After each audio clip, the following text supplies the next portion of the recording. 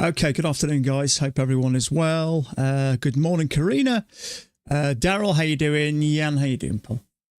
Okay, so just a bit of range, a little bit less volume overnight actually than normal, I think.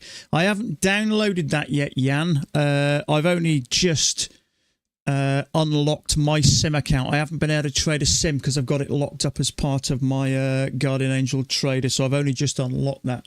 So I will download that later and have a play around with it this evening.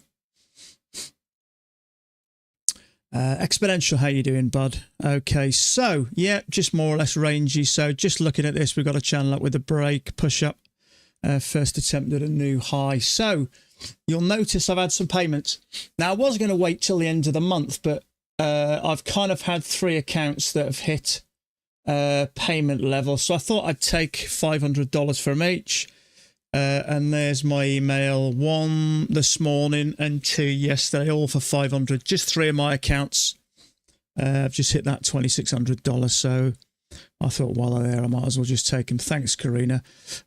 So should have some more the end of the month, hopefully another 4,000 to 5,000. I'm guessing somewhere around about there. Depends. So let's see how we get on today anyway. So we seem to be finding a little bit of support along there, so just going to sort of sit tight here.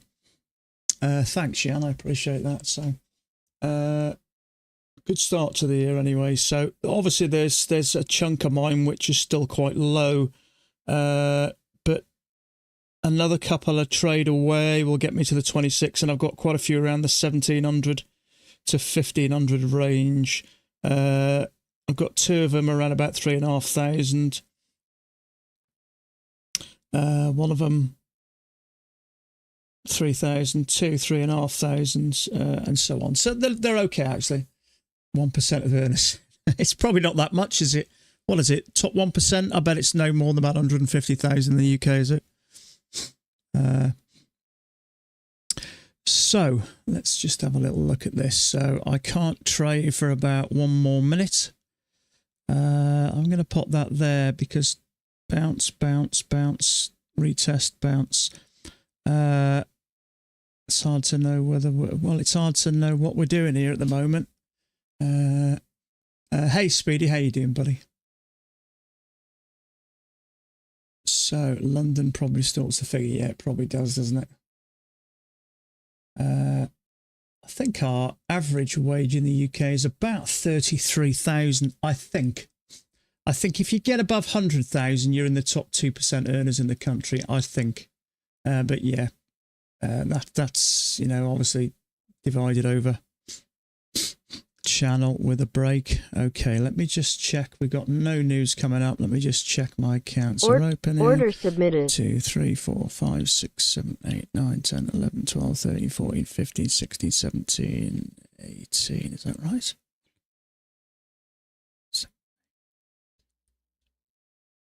16, 17, 18. Yeah, excellent. Okay, possible second entry short here. Trouble is it's around the middle. So you got to be a little bit careful here.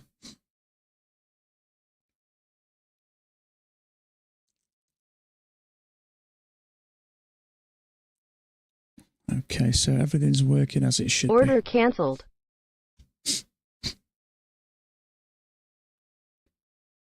So might be a little channel with a small break and a new low, but we do seem to be ranging. There is a possible second entry short. There's a higher low that's going to be trapped there. Trouble is around the middle of this, can catch you out here. So my gut is it's probably going to come down. There's probably going to be traders in a higher low there, but yeah, it is working. It was very tempted, but it's a little congested and it's right in the middle of this, so it can go wrong, that.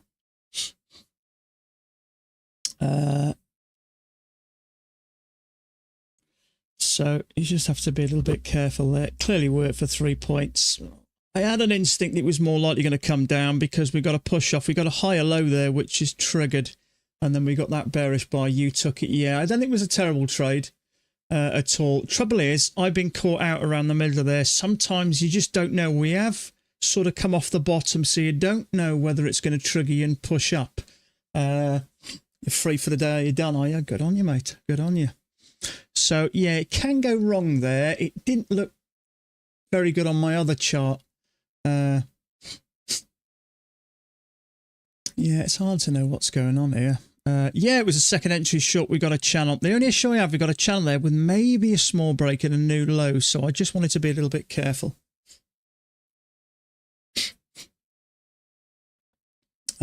You took a second entry on the 4A. You took it to increase interest. Yeah. Yeah, I don't think it was a bad trade at all. It's just a little congested, and it is, you know, obviously prices at the moment pushing between, and it is in the middle, and sometimes you can get caught out there.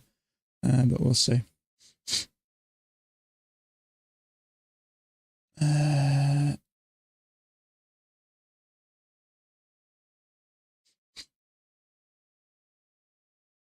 Just seeing if anybody else took it. I can't see any. You got 6 ticks, yeah.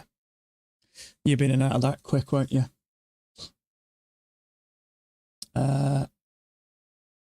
Yeah, I can't see anybody that took it at the moment.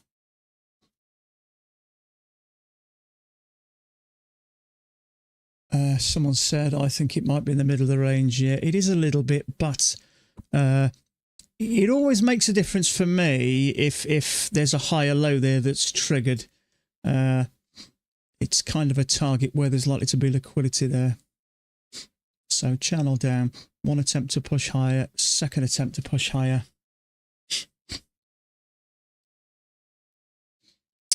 Same again, tempted, but it's 25 ticks. It's just too much, that is, I think, at the moment. Down, I didn't take it easier. Something about taking a short in the middle like that threw me. Yeah, that's why I kind of left it. But yeah, I also had a second entry short, break new high. So you said break new high. I can't really see any type of a channel there, really. Nothing really obvious. You may argue with it. Yeah, I don't know. It's not perfect, is it? There's a second entry short, but if I was going to take a short there, it would have to be on the top. The only issue I have with this, we have a push up, we go sideways, and often we do that. There is a second entry short there, but it's clearly congested, and it's 30 ticks. It's just too much risk, that is, to take a trade around the middle. If it was an absolute beautiful trade, sometimes I don't, you know, worry too much about the side of it, but that to me, there's 4 bars stacked up. It is 2 attempts to push higher. I will give you that. You may even consider a triple test. I probably wouldn't take it as a triple test. In fact, my other chart looked much better. We triggered that bearish bar, pushed up, and sometimes I much prefer a bigger wick because we push up and then pull back down. So I wasn't focusing on my other chart at the time. You took it for 8 ticks. Yeah, I don't think it was a bad trade. The only thing that put me off there is the middle, which makes it just a little bit more risky. Let me just put a proper channel here. We're clearly just ranging at the moment.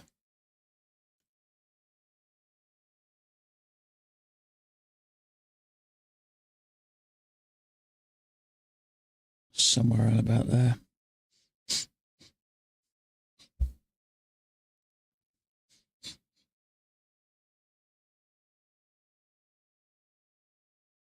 Trouble is, we've had a channel down, 2 attempts to push higher and a push down, and we've bounced again. The info for orders button, homepage now, but will not make it available to download until Lance is testing it. Yeah, I'm going to, I've just unlocked, because I have my sim locked because of my Guardian Angel trader, so I haven't been able to, I had to wait till 1 o'clock UK time to unlock it. So I'll have a play around with it later. The thing is, if I want to do a short order there, I got to right click, which sometimes takes a couple, then click Order sell, then submitted. drag it and get it in. So, all right, it may take a second and a half, 2 seconds, but sometimes that can Order be cancelled. that can kind of take a lot of time. There is a higher low there. I'm guessing this is probably going to go to the top, but we didn't get very high there. And same again, it's a little bit congested. Probably going to stop that out, I would have thought. But trouble is, we didn't get to the top there. We didn't get to the top there, so we may have the same issue there, yeah.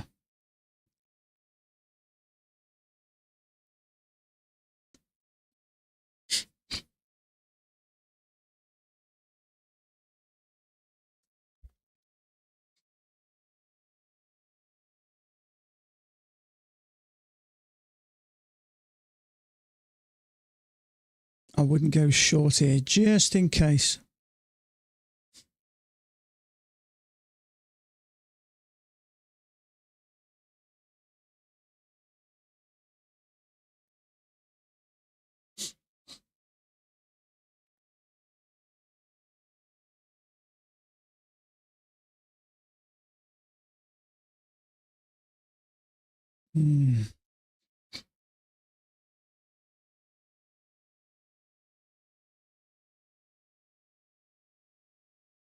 I don't think it's a terrible trade. Same again, it's stacked around that middle. You're taking it right around that middle so it can go wrong. We didn't get up the last couple of previous attempts to push, so that puts me off as well. That could be a triple test, and if it could come down relatively quick. It's hard to say at the moment.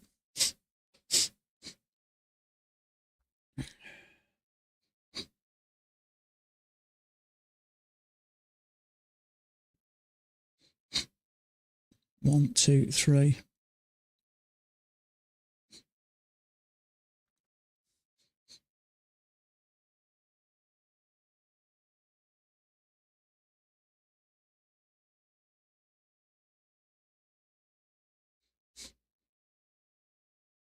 Could say that's a triple test. Trouble is, it's nearly 30 ticks again.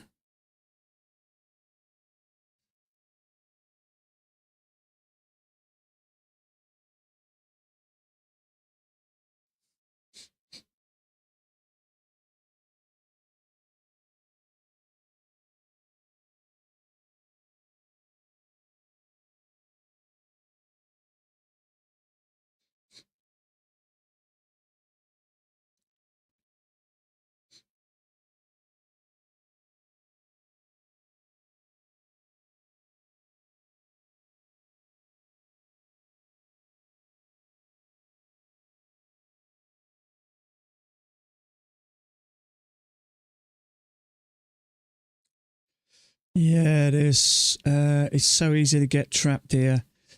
Second entry short, I thought that would likely come down, but it's just too big for me. High or low, I think that will probably work, but 4 bars stacked side by side, and there it does make it that little bit more risky. Dan took that one there. That was about the smallest one there, which worked quick for him, so...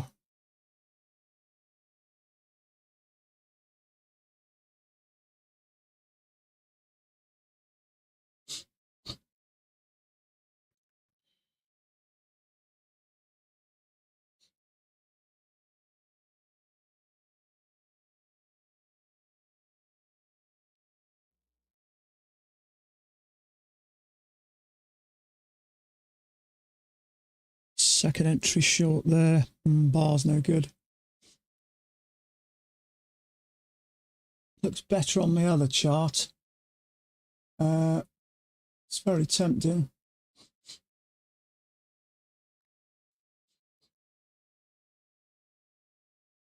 Yeah, it did work. It's very tempting. Trouble is, it's very choppy, this. Does take a bit of patience to stay out of this, but it can go wrong. And I don't want it to go wrong with the size of the bars. They're huge at the moment. It looked better on my other chart. I very nearly clicked the button there. But it can go wrong.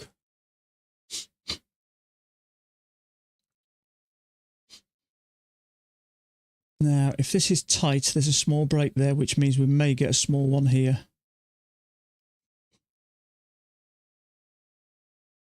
hard to know, actually. It's hard to plot these because we've got this bit here and then we have a small break. So my guess is we have a small break here. That's where I expect price to get into.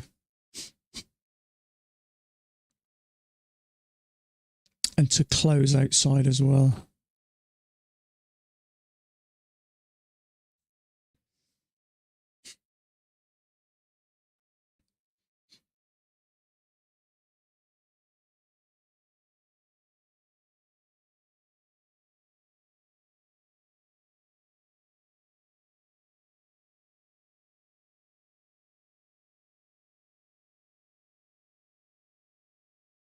Yeah.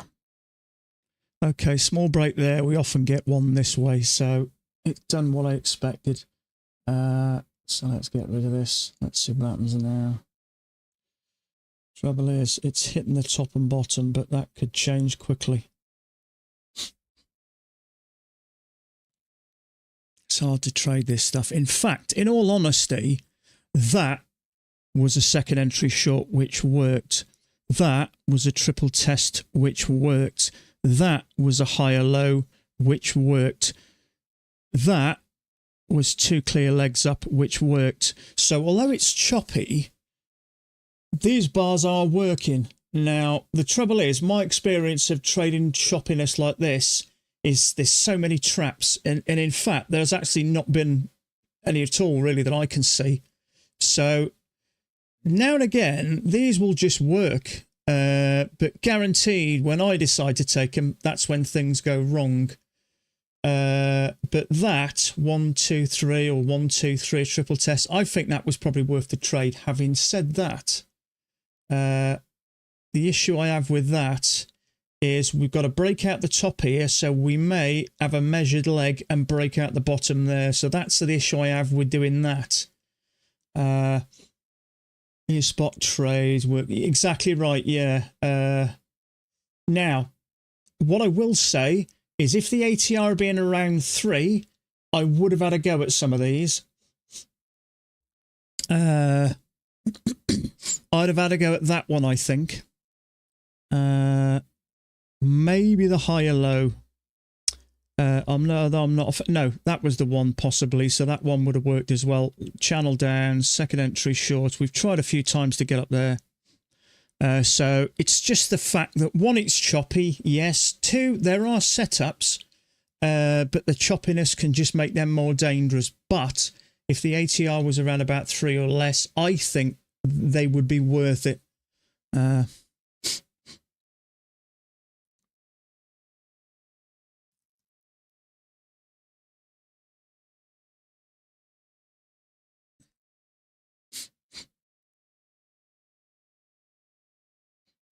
So channel with a break, that looks like it's going to make a new low. Trouble is most breakouts fail, so this could go back up in. I don't know whether it will or not. It's hard to know where prices go. We drop down, we go sideways. I wouldn't be surprised if we have a leg and a leg, but it's just hard to think. It's hard to sort of have an idea what's going to happen here at the moment. The booty is taking a trade for 3 points. It'll have to move that much, which generally is not much. So,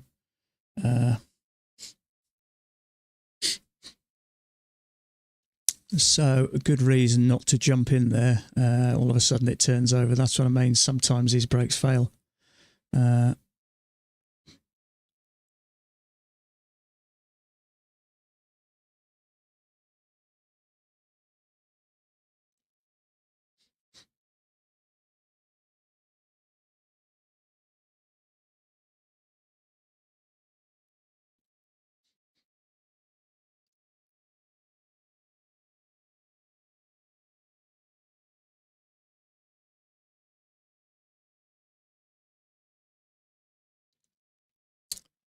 Yeah, Dan's posted his chart. The only one he took was that one there. A triple test. I stayed out of it because of this, just in case. Just in case we had a measured leg there, which would take us that little bit lower. And that was my concern there. So we got a leg down, 2 legs up and a leg down. You know, if I can get one trade a day on average, I'm more than happy with that. So I want to make sure the trade I take is a bit cleaner.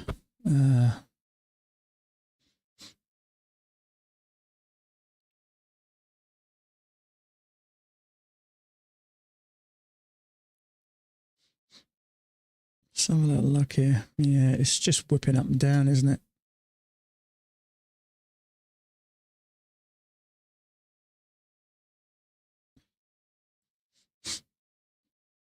Yeah, this is where newer traders get crucified. I used to get hammered in trade like that.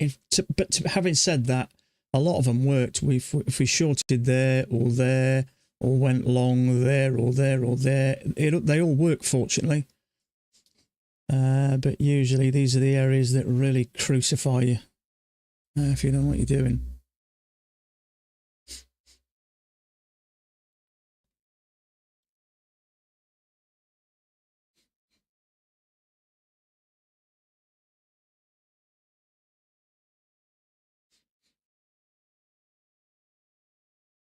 Oh, incidentally, the 80% off finishes today. Let me just double check. Now, they extended it last time, so that's a possibility, but that's the first time they've extended it for a long while. Let's just have a look. Sure, it's today. Yeah, 14 hours, so I'm guessing it's midnight Eastern time.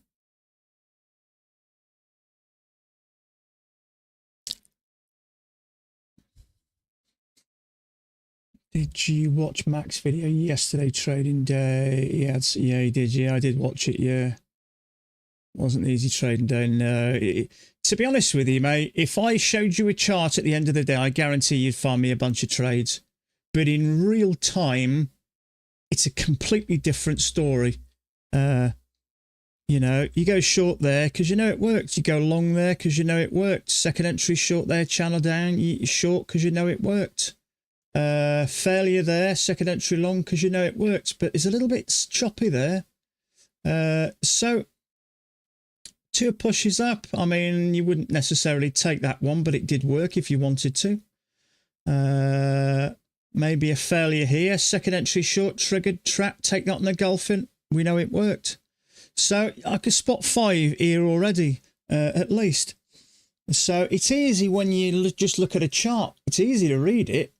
But, you know, reading the chart when it's already kind of patterned at the end of the day and reading it in real time, you know, in real time when you don't know what's coming next is 10 times more difficult. I think Mac's probably been asked a dozen times to maybe do things a little bit different. I don't know. It's his way of doing it. Perhaps he thinks it's the best way to do it. I don't know. Who knows? You know, some people are natural teachers. Some people necessarily aren't. You know, it's not a personal attack or something. You know, Mac does kind of what he knows how to. You know, some people. I must say, when I first learned to trade, the guy that taught me, I thought was exceptionally good. He just explained things so easy. He was just so clear. And I found out I took information in like a sponge. Some people can just put something over a certain way and you just listen. He just had a certain air about him, a certain confidence about him. And I just absorbed it like a sponge. You know, sometimes when you're learning something new, you're trying to get your head around it. But he made it sound, you know, sometimes when people have been doing something that long, they're probably a little bit too technical for you, but he broke it down in really easy terms. But, you know, not everyone's got that ability to teach really well and real super clear. They just tend to know what's best for you. But everyone else sees the market differently. We're newbies, don't compare. Yeah, you do see it differently. You know, I remember looking at these charts when I first started to trade, and I remember, in fact, it was something Dan said to me. I was taking second entry longs in a downtrend because it was a second entry long. And he messaged me one day and something just stuck in me head. Let's have a look. Something just stuck in me head. Check out CL 425. Flat and me trading it besides the ES. I must say set up to there.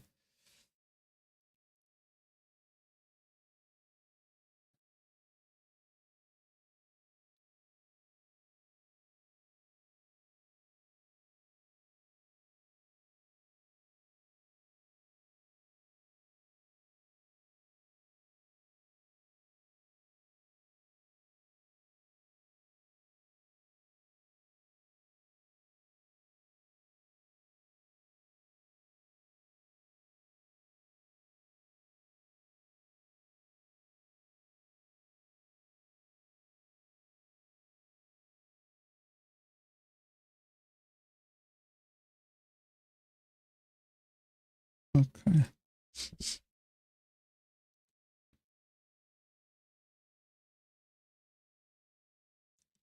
Sorry about that. Yeah, YMAC is marking more trades than before. A lot of poor quality trades, some because they follow the rules and make a 10 to 20 point move in real time, probably 3x the reason why not to take those trades. Yeah. Yeah, I mean, trading's difficult anyway. It's not easy, is it? There's no kind of easy way of doing it. It also says again to go for 4 ticks because the trade he puts an arrow to on 2 days ago. If you take that one loser, but the math versus 10 points, you're still way ahead going for 10 points. Yeah, absolutely. Yeah. I mean, just out of interest, if you ever... Yeah, I thought we may get another leg. If you're just out of interest, you know, this is for everyone. So have a look at some of Mac's really old videos where he actually posted more trades. And 9 times out of 10, when he posted a trade with a tick above and below the signal bar, it averaged around about 1.5 points. It's double that now. It averages around 3. Obviously, the last couple of 3 weeks, it's a little bit more, which is why I go for 3 points. But I think near time I realise he's wrong about a lot of stuff that he thinks 100%. Yeah, I mean, things change. See, Mac's been doing his thing a certain way for donkey's years now. He doesn't know any different way of doing it. And what he does works for him. Now, what does strike me as odd, that he's been watching these charts and these moves for years and years and years, and he hasn't said, why am I only taking a point here when the market clearly 19 times out of 20 goes for at least 2 points. Now, if he's making 100% more profit every trade and 19 out of 20 trades is working, why is he not doing it? It doesn't make sense to me. Now, that is not a pick at Mac, because I think the guy is a lovely bloke, and the tiny amount of money he's charged me, I could never say anything bad about the guy. But you know, I do get that sometimes when people have been doing something so long, they don't know any other way of doing it. But what I will say is, if he's making money, I get it. But for a newer trader now, I think you have to go for more than 1 point. If you're going for 1 point in these markets and you're new trader, you're going to get absolutely crucified and it's going to put you off. I see it as a need to show why he goes for 4 ticks. Yeah. Yeah, if you go for tell noobers how to trade, to risk 4 times risk to reward, no point. Yeah, I mean, there are some times where I think it's worth going longer. For instance, if you were taking maybe a short here, probably only went for 4 points. No, probably 6 points and came back and get you. So the trouble is, trading such a small time frame. Now, on the 4 hourly chart, this and this section here might be 1 bar, and it might look bearish, but during that bar, it's chopping up and down. So you can't always get a lot of points out of trading this. But for me, I like 3 points. And the reason I like it, because it seems to be 1-to-1. But there are certain circumstances where I will hold and go for more. When we have kind of like a big move up and we have a nice correction, 9 times out of 10, that thing pushes right up, sometimes for a second leg. So there are scenarios where I'm going to follow it up and try and capitalize as much as I can. But the way this thing is chopping around at the moment, I mean, if you'd have taken this trade off the bottom, for instance, let's say that one there, it went up for 10 points. Now, at the moment, ATR is high and it's going to. Now, if the ATI was half that, we may be looking at 4.5 points, and eventually it'll come and get you. But when it's doing this, going for larger points, obviously, you know, you've got to adapt. But as a newer trader, I would generally, personally, I would go for at least 2 points as a newer trader. Maybe 2 to 3, maybe 10 ticks. I don't know. I know Thomas Wade in a lot of cases goes for 10 ticks now.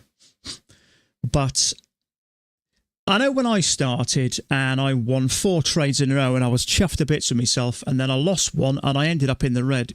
That screws your head up. I think sometimes you're best off going for larger rewards than smaller risks, because, you know, but it's not easy. And whichever form of trading, you know, you decide to do, it's going to be difficult and it's going to be painful and it's going to be frustrating and it's going to be a tough journey. But from a new patch trader now, I would say, let's say the ATR's around average 3, I would say go for 2 points minimum. I would personally. Now I know Marco and Dan, absolutely worst idea going for tiny rewards. Yeah, it is. You know, trading in areas like this, it wouldn't necessarily work. But if we're trending, then I would go for more points. And there are, you know, times where I am going to do that. The difficult thing is with trading with Apex, it can eat into your drawdown. So if the market goes 6 or 7 points in your favor, comes back and stops you out, that's $600 out of your drawdown if you're trading, and that can blow accounts. So if you do swing more trades, I would say you probably better wait until you hit $2,600 in your account until your drawdown stops, or maybe choose something with an end of day drawdown like maybe My Funded Futures or Take Profit Trader. But nearly half my account, I would say 8, let me have a look. 1, 2, 3, 4, 5, 6, 7. About 9 of my accounts, the drawdowns stop now. So when they all stop, you know, I can go 20 points up, come down and take me for break even, makes no difference. That double bottom there, I'm looking for a kind of a short here to test these areas, but in fact, probably not. I don't know. It's not easy at the moment, is it?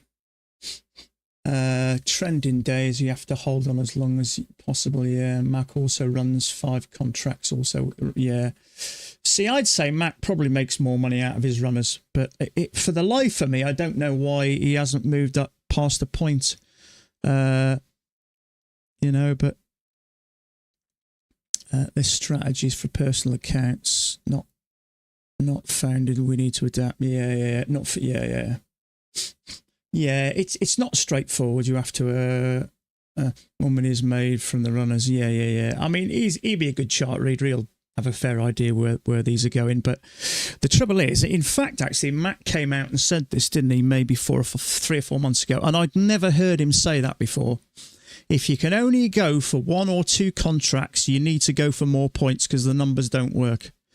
And when he says more points, I can't remember whether he said 2 or 3 points or something like that, but he's absolutely right there. So this could be a triple test.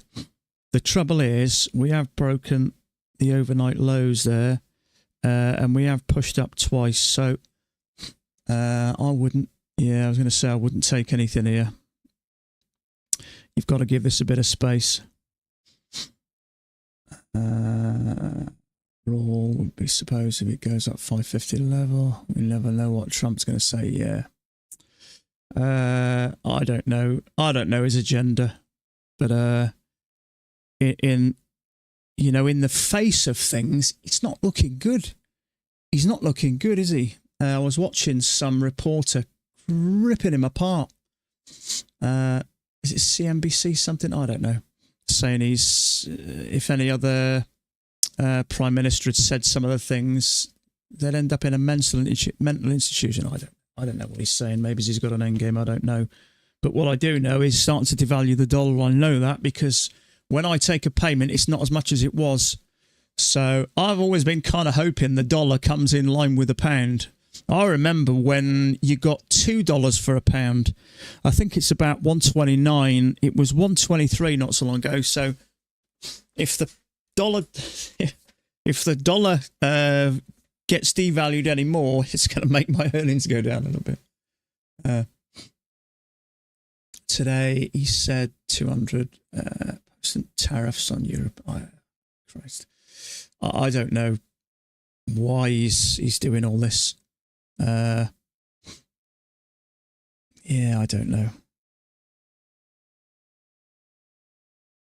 It's a mystery. It's probably not. If you're a politician and you know stuff about economics and business, you may be able to shed some light on it. But I don't know enough about economics and politics to really to try and understand what he's doing. I just tend to listen to other politicians and reporters, and I know some reporters talk out their arse. So you got to be careful on to follow that. Yeah, my parents missed it.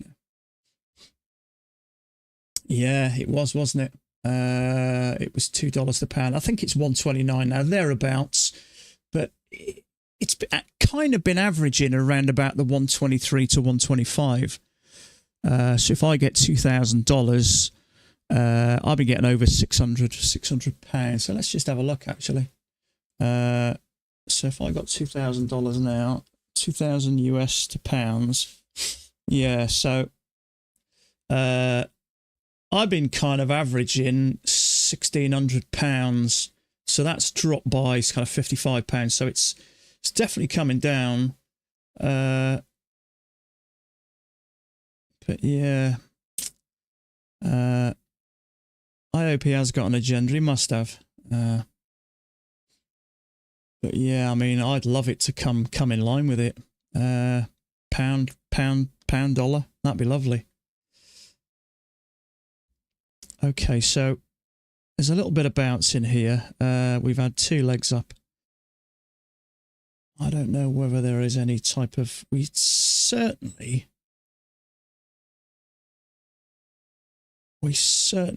have maybe...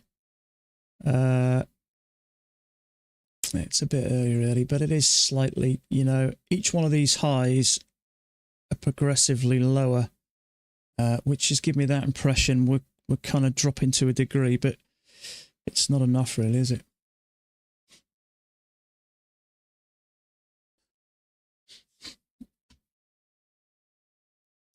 I like Clinton, I did. In fact, I was watching Clinton talking the other day. Oh, God, he looks so old. It's a shame, really.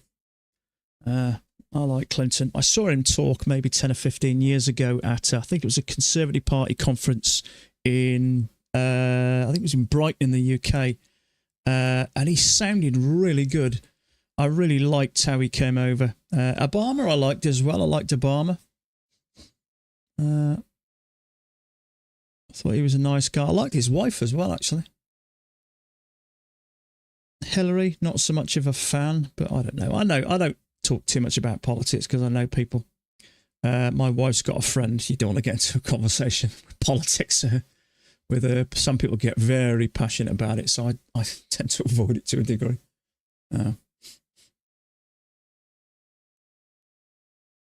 So I was watching a bit of Kellyanne's video yesterday. She's obviously dragged up in this court case, and she's got I think it's a GoFundMe for court costs. Sorry, legal costs. They're really mounting up hugely. Strange. I don't kind of know what's going on there. Did she do anything wrong by posting it? I don't know. I don't quite understand it all, but I've tried to put the silencer on her, really.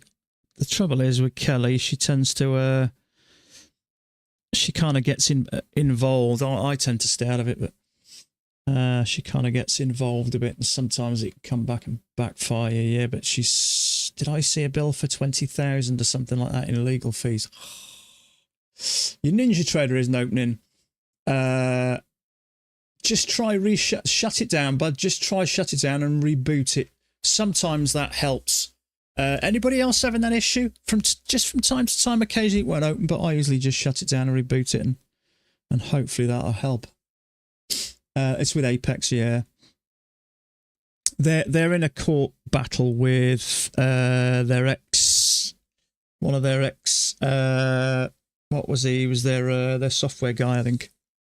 Is it Leo Riot or something like that?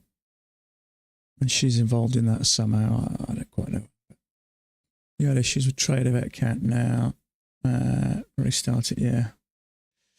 Won't be mouthing off problems. You got to be careful what you say, haven't you? I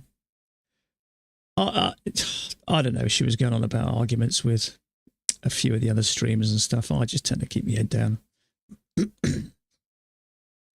I've learned not to argue with women. You're never going to win. So I'm pretty good at keeping out of it.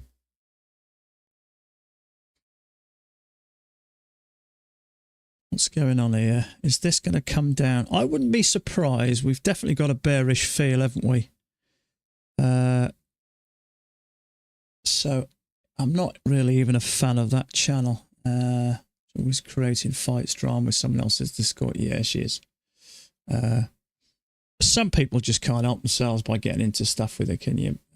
Just don't know. She's not young either, is she? She's a grandmother. You'd think she'd, you know, you learn over time, don't you? Just stay out of it all. I never get involved with rows with people. I just keep my head down.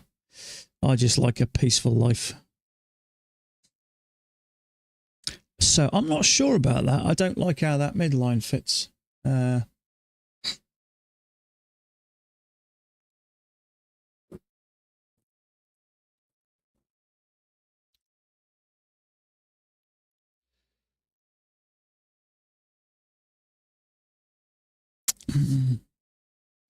got to be careful here. Ordinarily with something like this, you'd be thinking about going long, but this is what I'm seeing. It's progressively getting lower.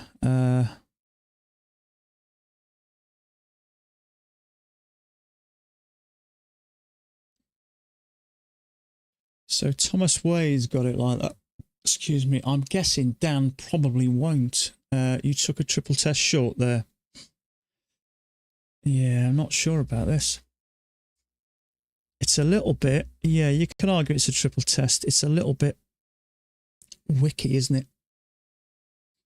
I like Apex, gave them 5-minute start and 5-star on TrustFit, but they still banned me from their Facebook. Yeah. I actually messaged Daryl Martin about that, and he said, pass me his details, and I think in the end you went, no, I've moved on to somewhere else anyway, so I didn't in the end, but so I'm guessing this is going to push up. You could say there's 2 legs down there, but I don't want to go long into all that. Do I think it'll break above it? Yes, I do, but I'm not prepared to go long into that.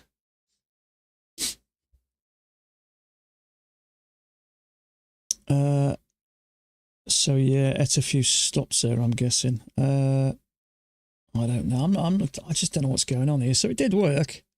You could say it was 2 legs down. The trouble is, if I came from this bottom here, I had that about there. So something about this I didn't like. Going along into there, I don't think Mac had marked that. Because you've you've got a point. You've got 2 points to the high. If you go a tick above 2.25, so you get 2 points out of that. Now, well, obviously as that went up, it worked, but I'm just a bit edgy about this because, you know, we are slowly working down so far. So perhaps that a channel with a break new high, and perhaps it's going to struggle around here. I don't know. It's not super clear at the moment. So,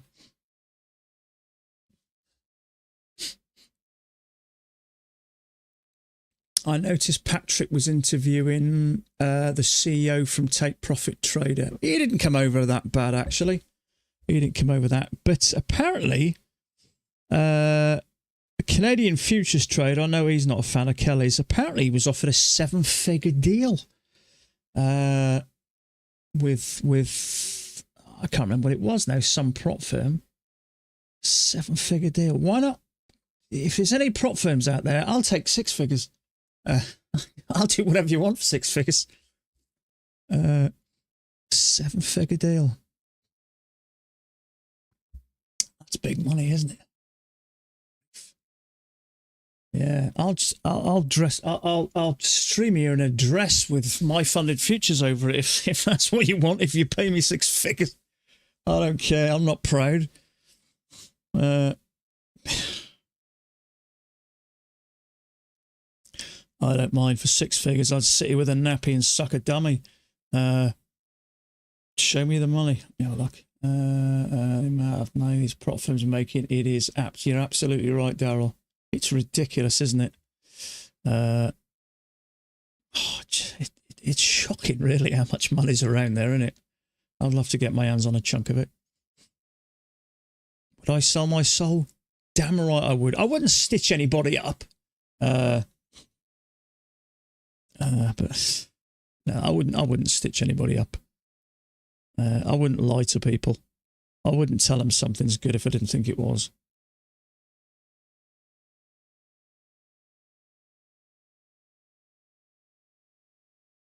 But if they want me to advertise something, for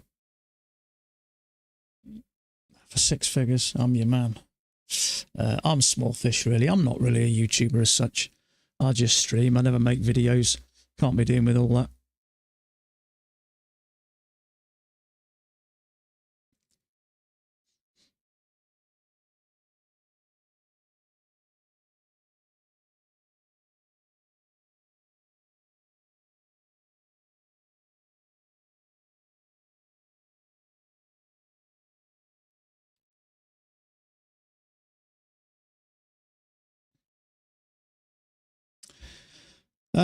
So I was willing to say that that was a break and a new extreme.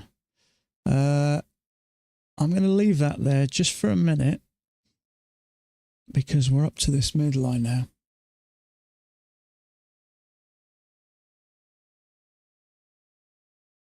Let's open one.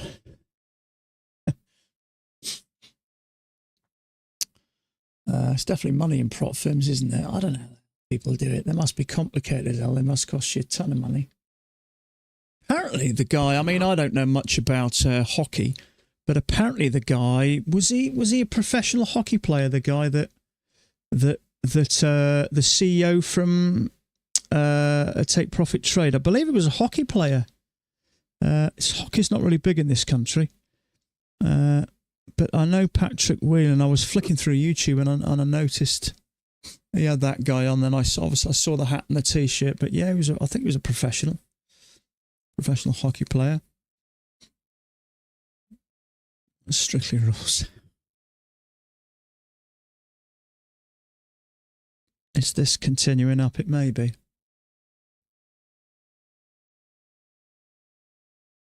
Yeah. So I might extend that. Doesn't fit terrible. It doesn't fit too bad, shall I say.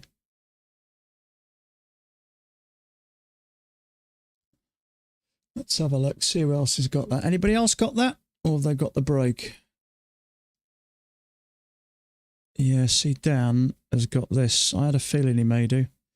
He's got that. That's his type of thing, Dan. Thomas Wade tends to go from the lows. In which case, that actually doesn't look that bad. Do you think prop firms copy our trades opposite direction? That probably wouldn't be a bad idea in a lot of cases. I mean, they say they'll copy trades. I don't know. It's a risky business, isn't it? I mean, you've got to really see someone can trade for quite a period of time, really, before you start doing that kind of risk. I'll tell you where I think prop firms are going to go. I think more and more are going to be, you're going to say, okay, we'll let you take 3 payments, and then for your 4th payment, we're going to clump all your money together and put it into a live account, and we're going to take 10% of it. That way, you know, all they're going to pay you is 3 payments each, and then the money gets transferred to live. Then they haven't got to worry about anything. They just take some of your profit. If you blow all the money, it's all your money anyway. So I'm guessing that's probably how things are going to go. From what I've heard, I think, you know, the likes of the CME group want to make money from traders, and they want them on live accounts. Otherwise, they're probably going to restrict their data. Whether they can do that or not, I don't see why they can't. So that's what I guess. You know, they're going to have to give traders a little bit of time to obviously prove themselves and to build something up. But obviously, they're making money on, you know, failed PAs, failed evaluations. And then the small amount of money they're going to pay somebody over 3 months, and then the money goes on to a what? So I think that's how things seem to be pointing. But I don't know. Who knows? Ultimately.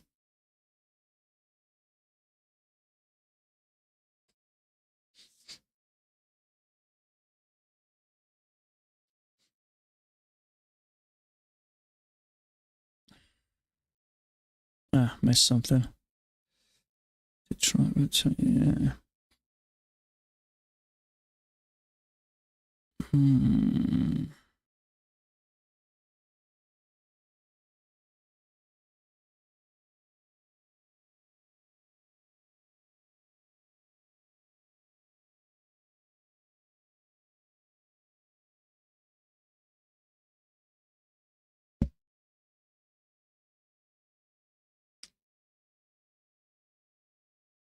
Yeah, they are, Karina, you're right.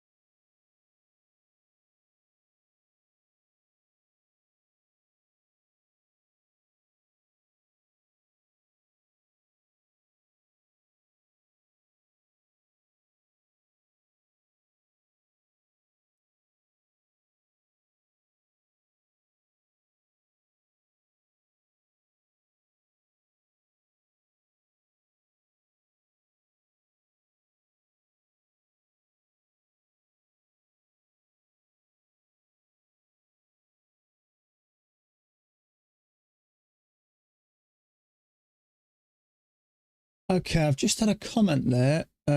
I'm guessing that is probably Spanish, so I apologize, I can't read Spanish. I'm guessing it's Spanish, or do I see Brazil there or something? Yeah, it's probably Spanish, isn't it? So my apologies.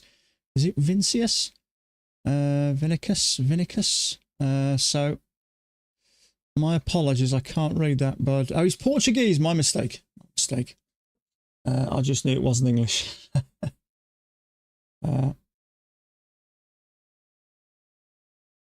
Portuguese, what's he saying? No Spanish. Do you know what he's saying? So welcome anyway. My apologies, I can't read. Well, I can read, I just can't read. So Portuguese, my apologies.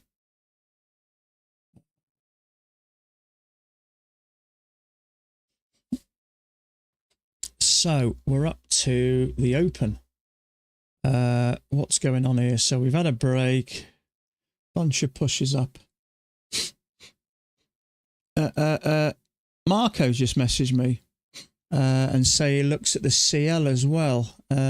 He's asking if you do a mentorship. No, I'm sorry, I don't. To be honest with you, I've only been trading 4 years myself, so you don't want someone like me teaching you, really. I'm just like you guys, so it doesn't interest me, that sort of stuff. But if you are interested, I could certainly pass you on to someone who will put you in the right direction, and for a very, very modest fee as well.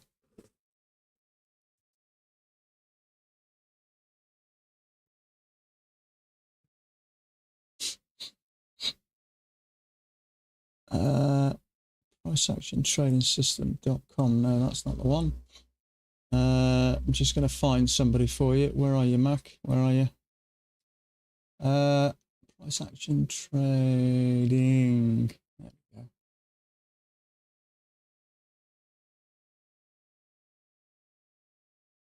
Ah, there we go. So what I will do is pass you on to this gentleman here. If it'll open.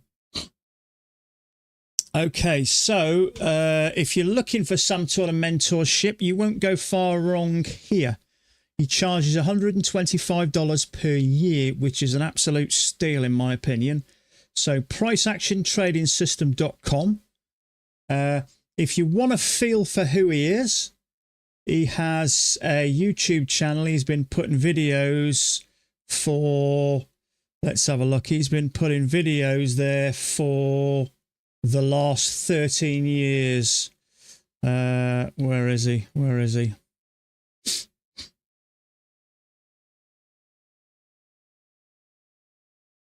Where are you, my friend? That's Thomas.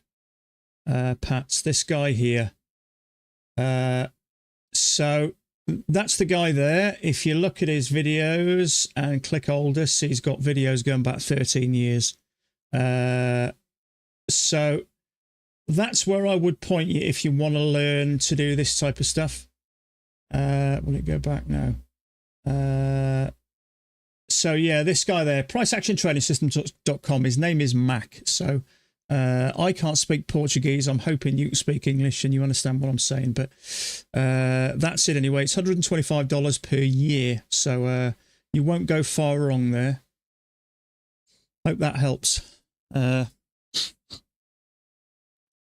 Okay, anyone know why I can't load the CL chart? Marco's just messaged me. He's trading a bit of this as well.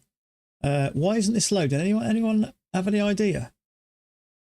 I have traded before in the past. It's just not loading. I've got the right rollover. Does it make any difference here?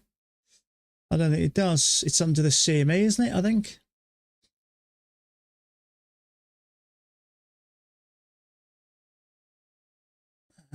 The only thing I can think is because I put some money into my own account, I paid the $4 data. Does that include the CL? I'm not sure it does. So I'm not sure why I can't load that for some reason.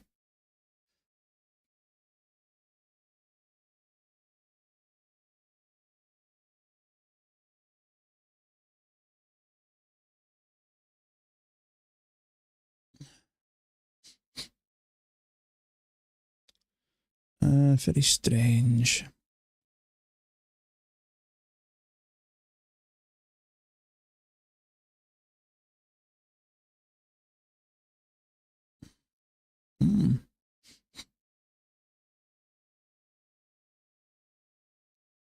Is the CL, is crude oil on CMA? Is it by any chance? Do you know? I've been having issues. Reloads, my candle change.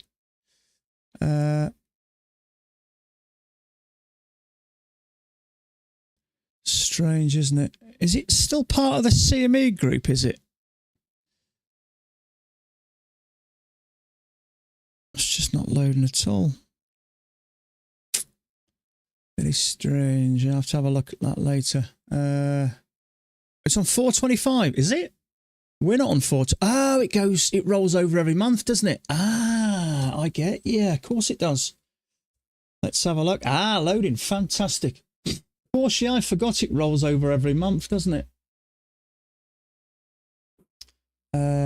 It's NYMEX, is it? Okay, I'm guessing then I can still get it because it is come out now. Gotcha. So configure. Tick. Let's go with 4,000. So edit 500. Okay, apply. Okay.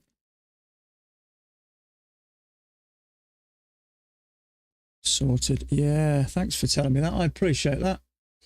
Yeah, I've forgotten it rolls over once a month, doesn't it?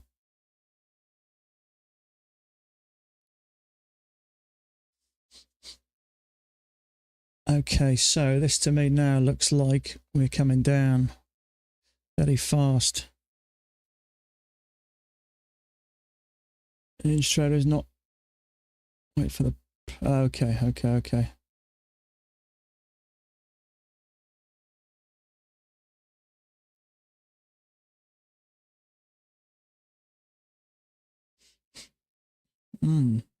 After I play around with that later. What's the ATR there? 0.1. That doesn't mean much. Oh, 0.11. I'll have to have a look at that later.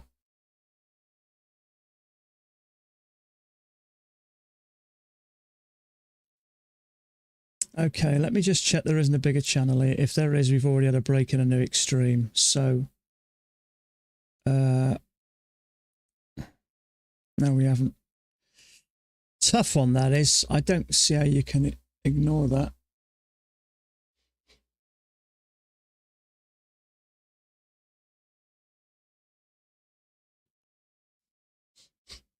There may be a small overshoot there, which has caused that.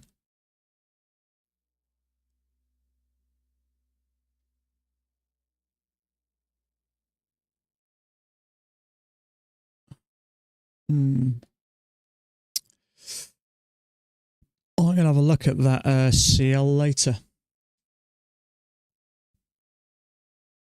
I might have a play around with it on an evaluation. Excuse me. Okay, I think that looks okay. You can see it's sort of skimming the top there. It's working there, I think, okay. So touch. It's fitting nice. Trouble is, with such a reasonably sized channel up, like 46 points, I'd expect more than just that. Now, it may have pushed up sharply because of the overshoot. That's down about the same uptrend. He said probably not valid. Story my trade. Yeah, I don't know. It's a tough one, isn't it? So if I have a quick look at this, let's have a quick look. So he's got it like that with a break. Where's Dan's? He's got it like that. Oh, that's you, I think, isn't it? But it does continue on up. So if we look at Thomas Wade, I'll be surprised if he hasn't got it. Let's scroll down to the bottom. Yeah, so Thomas Wade's got it. 1, 2, 3, 4, 5 touches. I don't know. It looks okay to me. I think really, I think you've got to do what feels right to you. Now, Dan does do things quite a lot of different, but it does work for him. And he's a more experienced trader than me, but I don't know. It's a tough one. It's a tough one. If it doesn't feel right to you, I find it hard to do it. But I will say Thomas Wade's often looks very different from Dan's. But you know, it's a tough one, isn't it? I mean, usually we may start with that, but then as it continues up, we'll try it. But we've got 1, 2, close enough, 3, 4 touches. Look how nice it works there as well. It visually looks nice, so it's strange. It is strange. So I believe he has sync now. Still needs a new high. Yeah.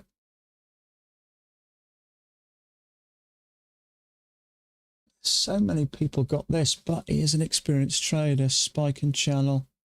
Oh, sorry. So Trouble is, if it's a spike and channel, where does it go from?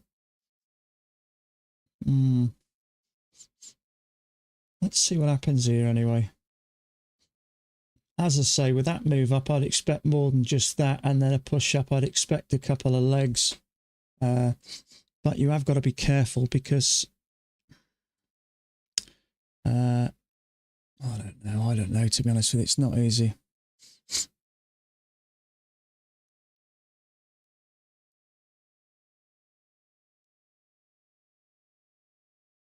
It's not the easiest chart to read today. See, now it looks like a nice trade, that, because you know it worked. But at the time, it just wasn't much space to the tops.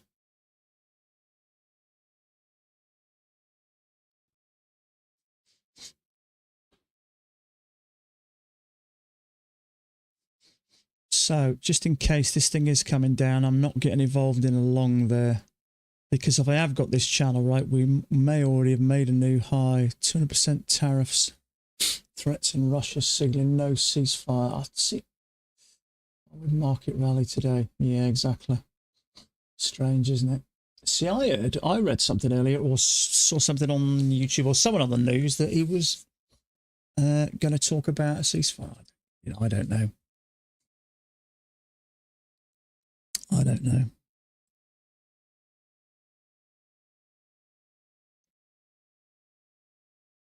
It's 22 ticks that. It's risky there because it could come down a second leg. Yeah. That's not what you want to see. Now, it's either going to have two legs and then a push up, or we've hit support up here and it's coming down. So I think you have to probably pay attention to that. Touch, touch, touch, and probably a touch.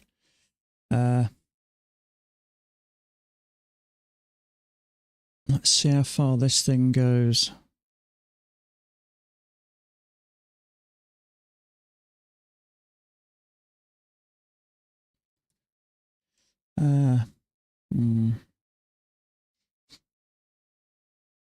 Okay, so Dan's... Okay, so he's taken it from there. Yeah. Which is strange, really, because if you bring it back, not only does it fit there, there, and there. So, yeah, it's strange. Yeah, he just doesn't want to admit we're all right and he's wrong. That's what it is. See what I mean? If you drag it down, it kind of fits, but at least he's thinking this along the same lines. That's the important thing anyway. He just doesn't want to admit we're all right and he's having a wrong day. That's what it is. So now that I don't think is a terrible trade, and I'm going to have a go at it. Submitted. Oh, and it's going to come straight down and get me. We had a perfect measured move. Do I give it an extra tick? If it's going to get me, it's going to get me. So I might as well just leave it where it is. That's a shame. It's going to take me out for sure, isn't it?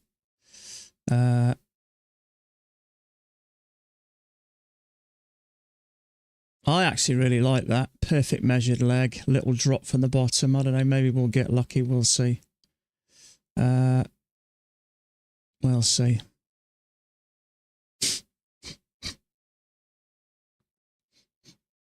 We may get lucky. It's a perfect measured leg. I think it's worth the risk, I think. Maybe not so much now. I thought once that pushed up, it was going to go. I don't know. It's worth giving it an extra tick. I really don't think it'll make a difference, to be fair.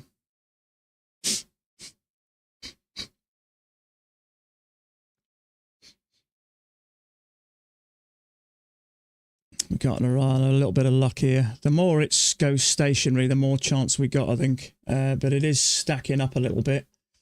But sometimes you've just got to open your trade if you believe it's right and let it go. You're not going to win them all.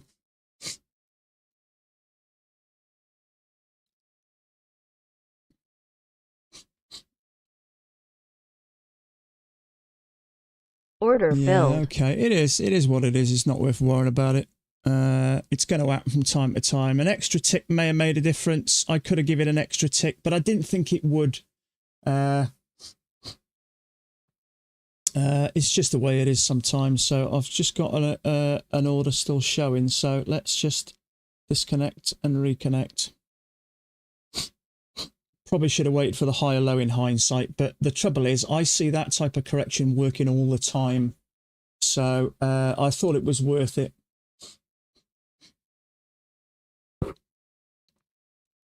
Sometimes I give it an extra tick, sometimes I don't. Let's have a look.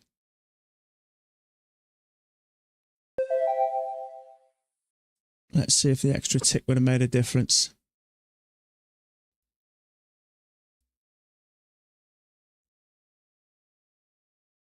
No, it wouldn't have done. So I made the right decision there, so that's fine. It happens.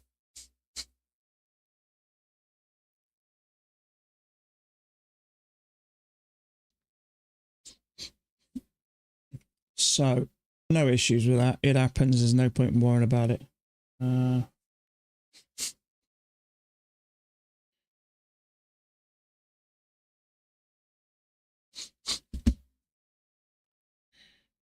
So that's the trouble. See, that normally would be about $150, but it's a little bit more because the it is what it is. It's one of them things.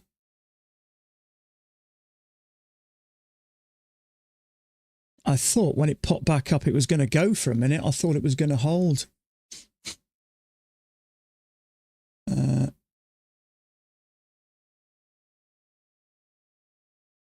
See, sometimes when we have that correction, it pushes right up to the top. Now, I will say, and I've said this before, I prefer my corrections a little bit, you know, side over type thing. So it's just one of them things.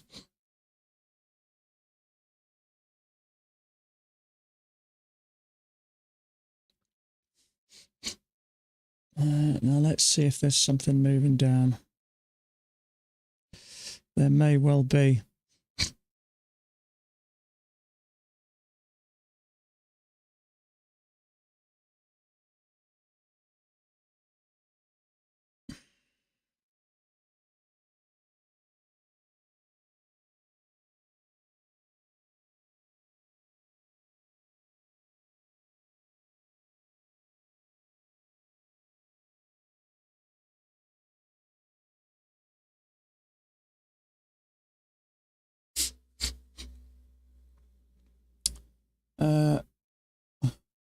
So Max got it as a small break, which is why Max got that as a small break. But the trouble is we continued up, didn't we? So I don't know. It's hard to say. Perhaps I should have waited for the higher low, but I often see that, and often it does continue on up. So it's just one of them things.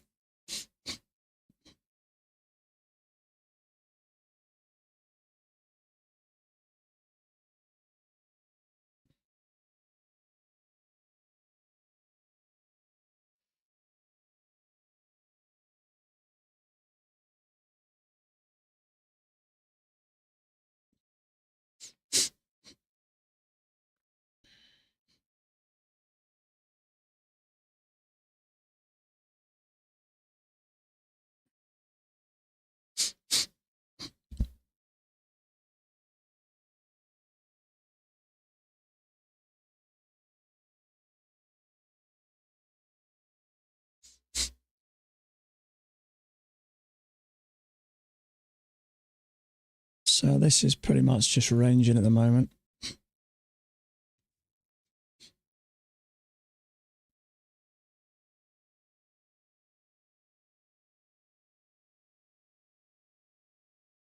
Yeah, I've changed it down to one contract so I can take another trade.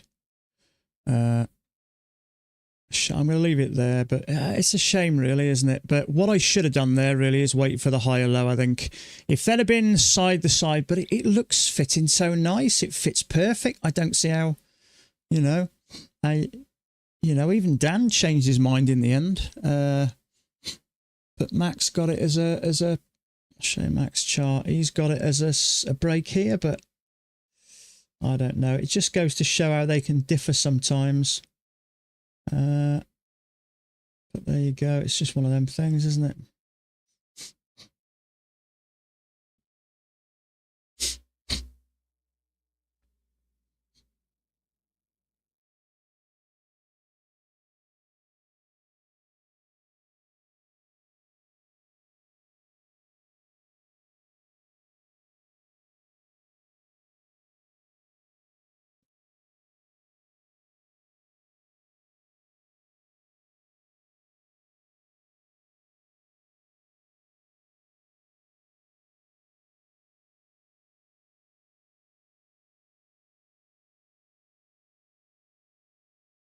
That's the trouble with having such a high ATR. It just makes those losses so much bigger.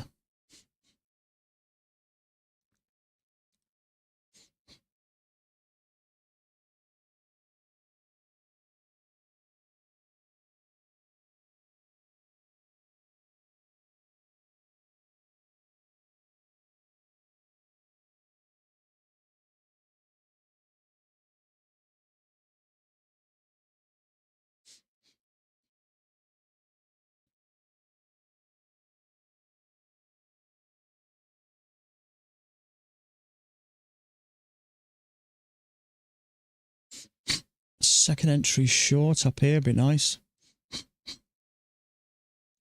Or a possible failed breakout.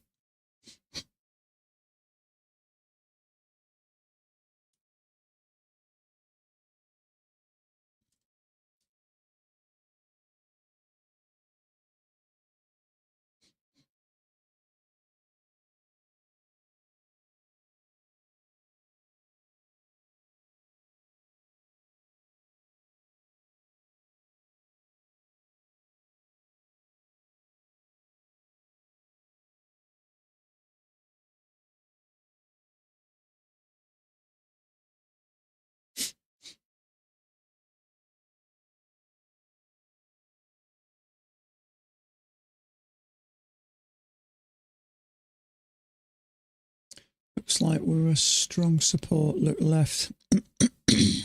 Yeah. So, I mean, hopefully if you have a leg, and then we have a second leg down.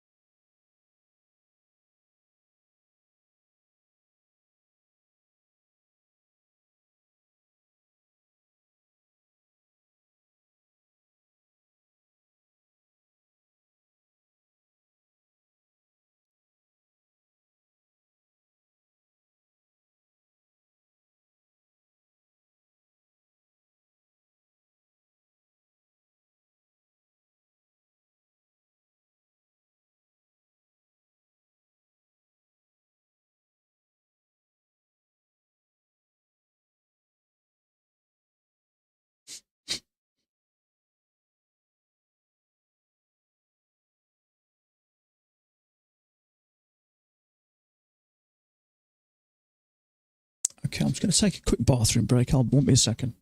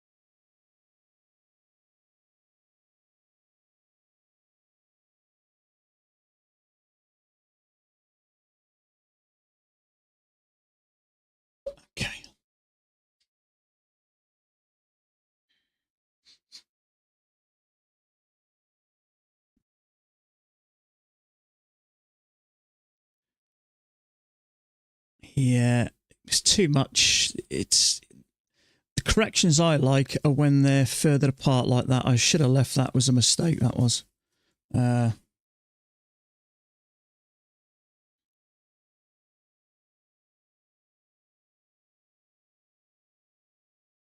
you done? Oh, Jan, yeah, you take it easy, bud. Sorry, mate, I didn't see you there. Leg and a leg up. See if we get a second leg up.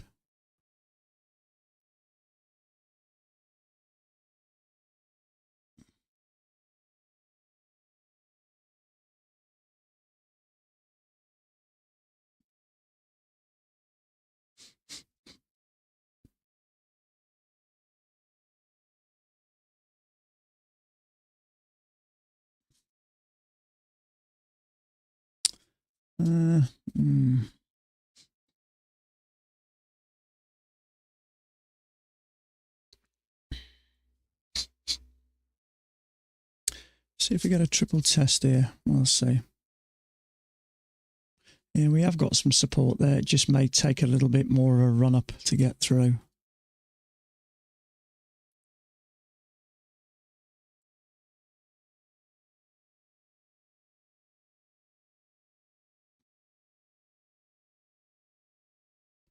Just going to get an order up here, just in case. Order submitted. We get two legs up and a bearish bar up here. But there is some support there. We'll see.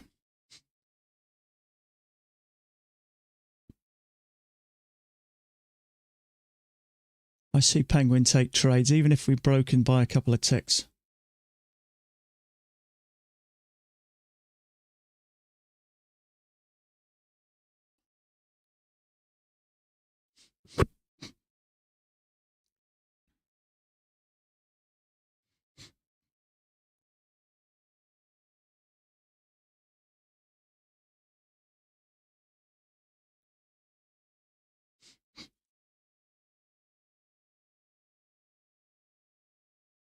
Wow.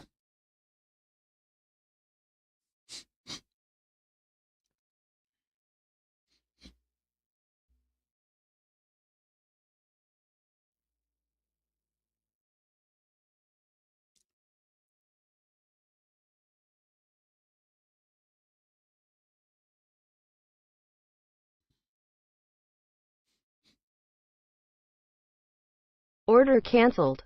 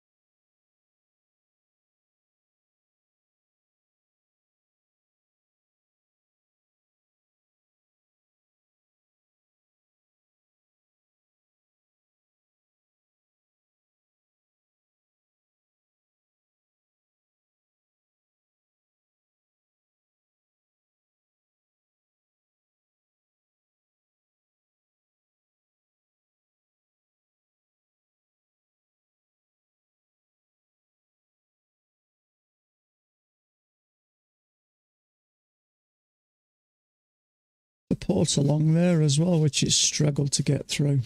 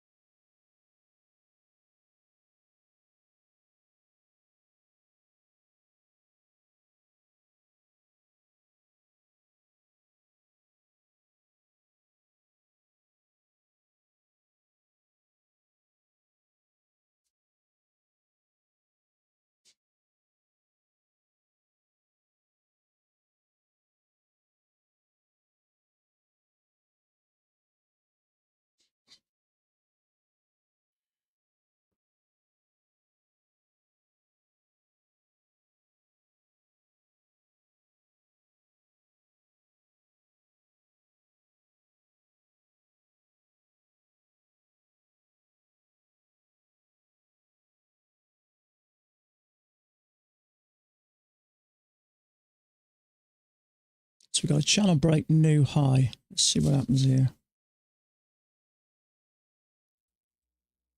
Could still come down.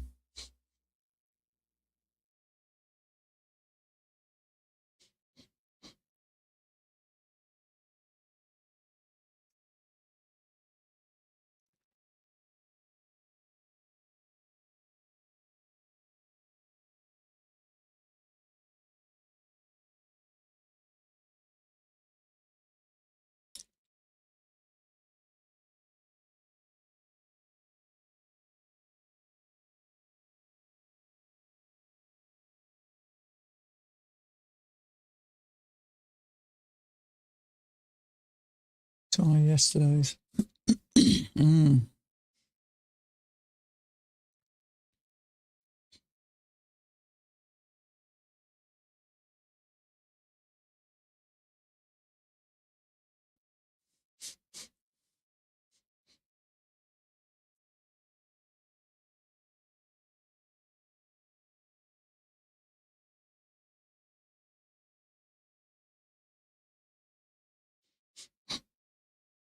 So we had a break of it and it did push down. Trouble is, it was a massive bar. It just didn't really give us much, did it?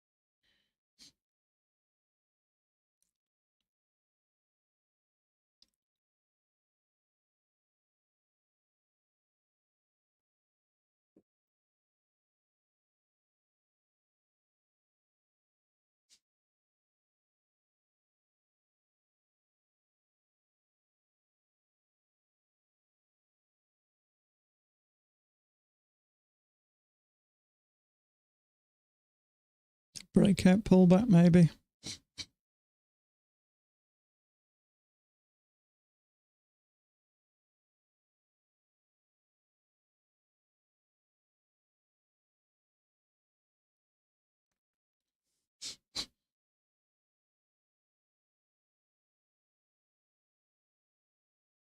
Oof, flipping heck.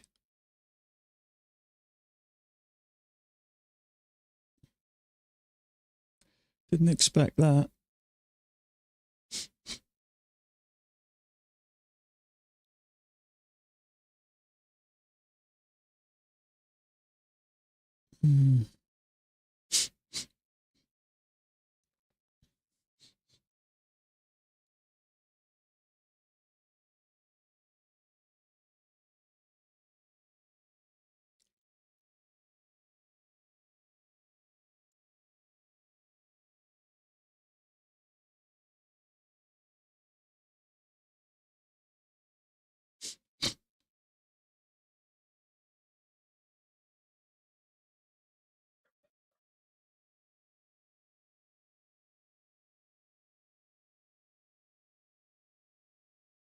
Excuse me just a second.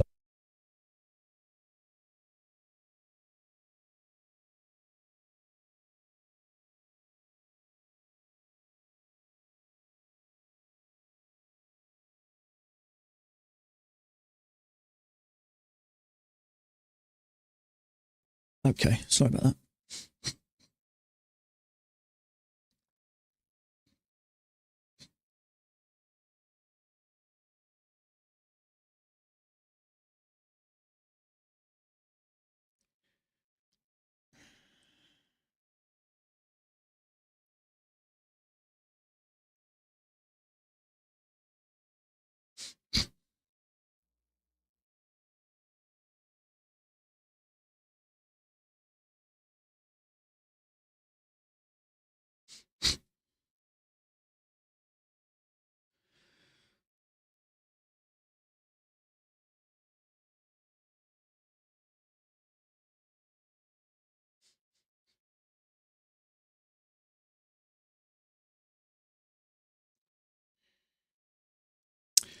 Just completely stacked here. We could have a leg up and a leg up, or it could come back down. It's not super clear. I was just wondering whether we have maybe some kind of a another channel down or something.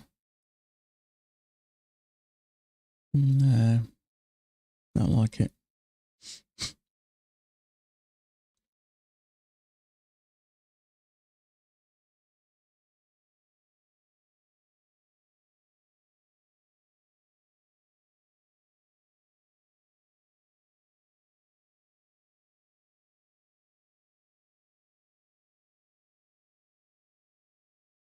We have had three. It's almost like a triple test there. We struggle to get through there, so I think there's a fair chance we push up, we go sideways, and we push up. That's just a gut feeling.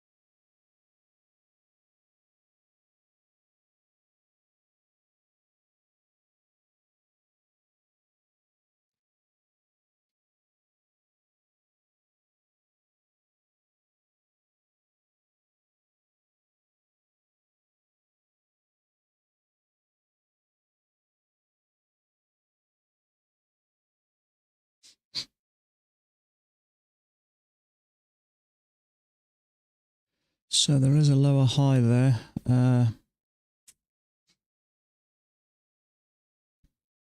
It's just too risky at the moment. Especially after we've bounced 3 times and pushed up so strong.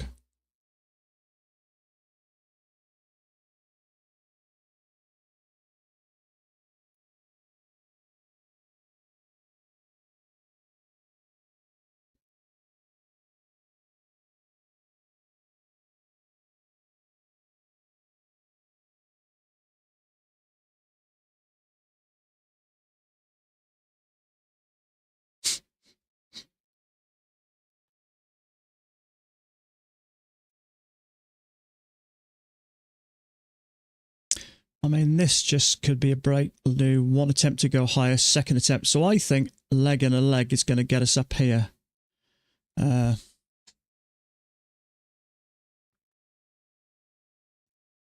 It's just, yeah, I thought as much. There's just there's nothing you could take really there. That's the trouble.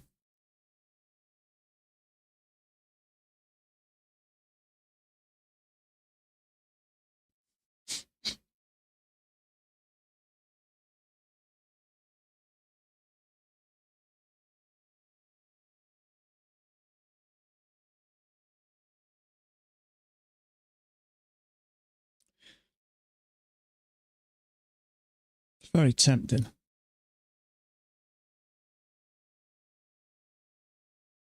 Trouble is massive.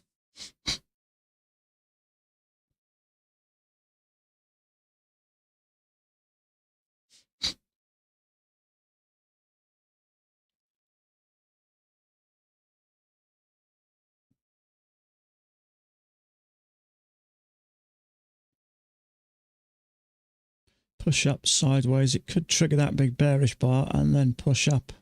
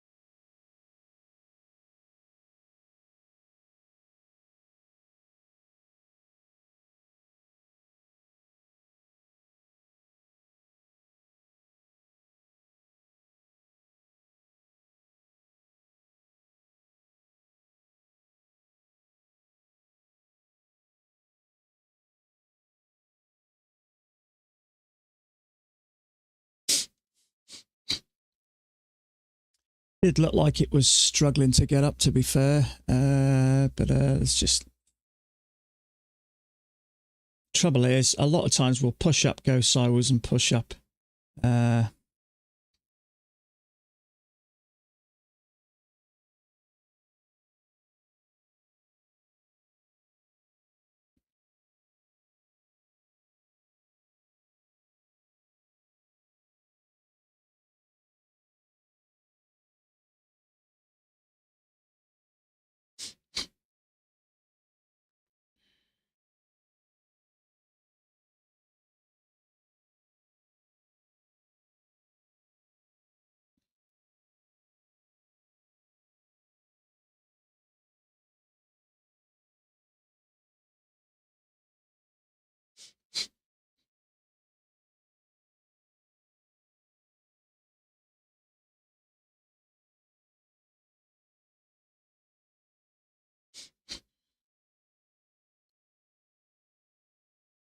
So we got channel down, the break, 2 pushes down.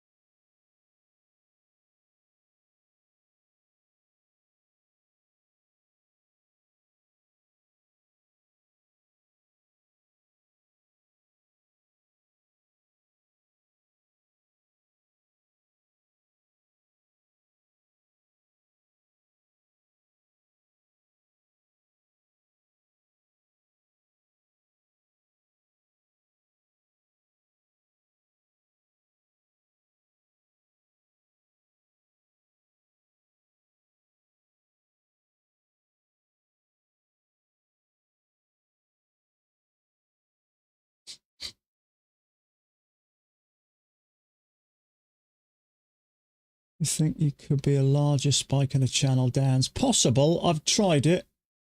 It's possible. I just don't like this big that's missing here, so I've kind of left it at the moment. All I can see is a leg down with a couple of 1, 2, 3 attempts, and then obviously the third one wasn't as high as that one, and then we had that drop. So I like to come down and test these lows. So if we can get a second entry off this area, we may get something down.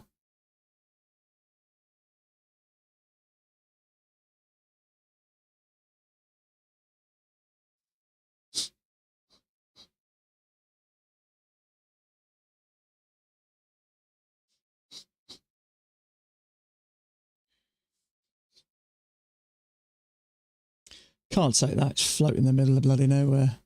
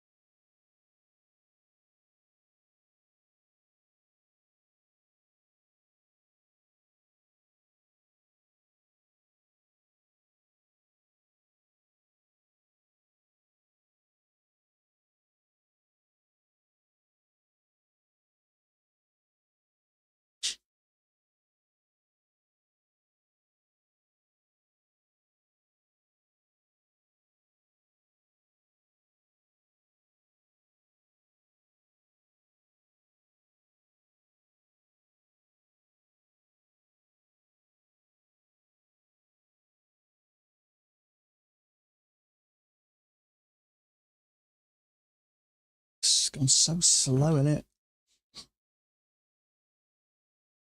I think it's slightly coming down to break these areas.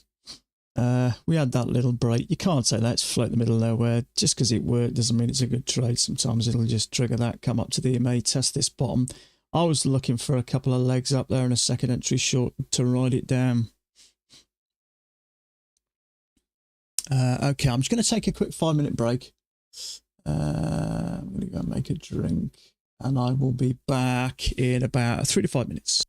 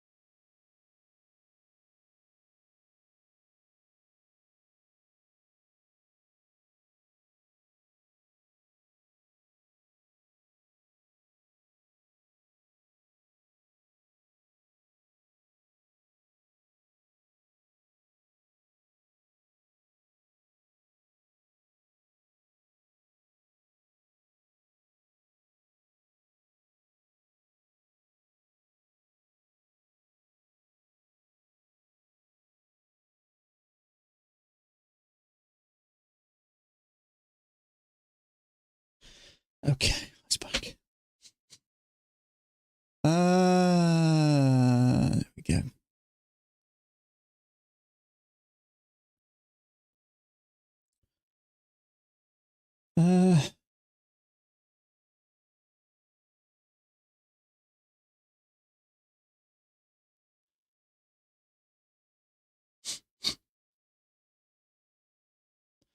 There is a higher low there. Order submitted.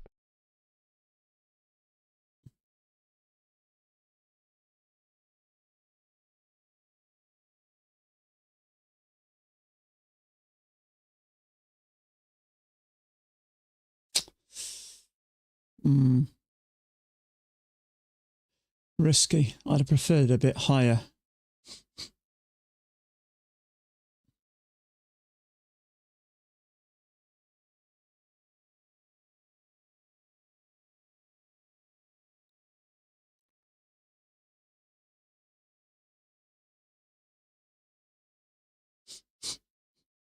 So we've got a channel break, new low.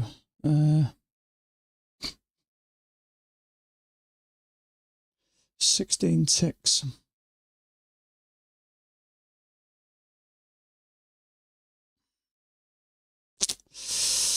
It is a second entry short. It's probably going to break below there. That is vulnerable, but I'd want it up here, really. It's just not worth the risk.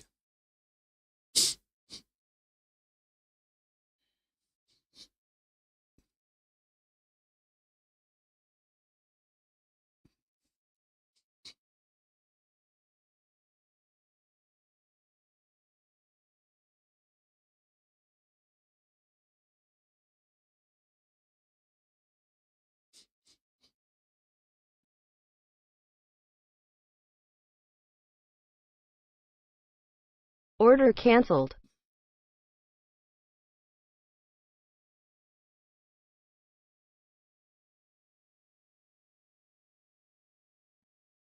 It would have to hit that, really.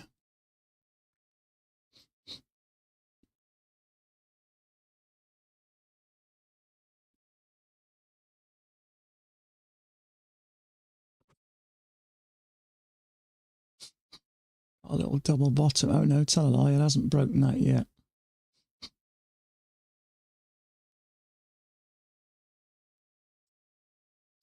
I think it probably will. I don't think it was a terrible trade. It was just a bit big, and we're at the lows already. But if you can trade it down to there, but we've got a double bottom there, so you've got to be careful. Last thing I want to do is have another loser. It's just a bit more riskier when it's like that.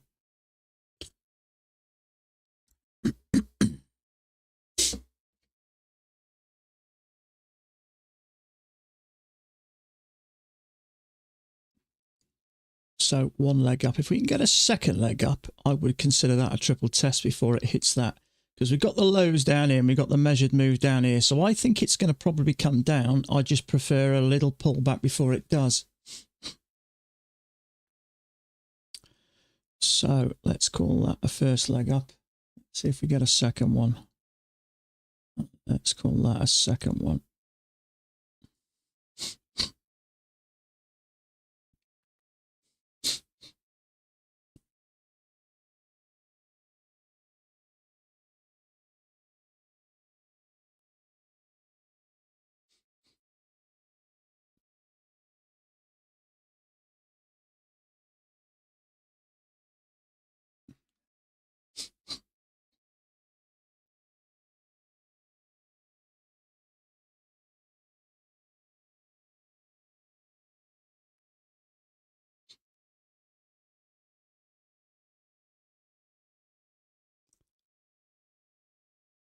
Bit slow today. Yeah, it happens, mate. It was my mistake. I should have left that, to be fair. It was there, I took it. We had a channel up. It was a perfect measured move right to the tick. Leg and a leg. But it's fine, mate. It happens. It happens. I prefer my kind of corrections a little bit more sideways, so so we got a fair bit of liquidity down here, you'd like to think. So I'm looking for kind of a leg and a leg. There's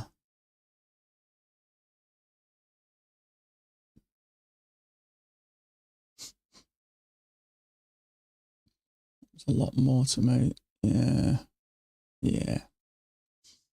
Two legs. This is penguin style, break new low, 2 attempts to push high. Now we're above that. That's fine. Let's see what happens here. I'm hoping this reverses quickly.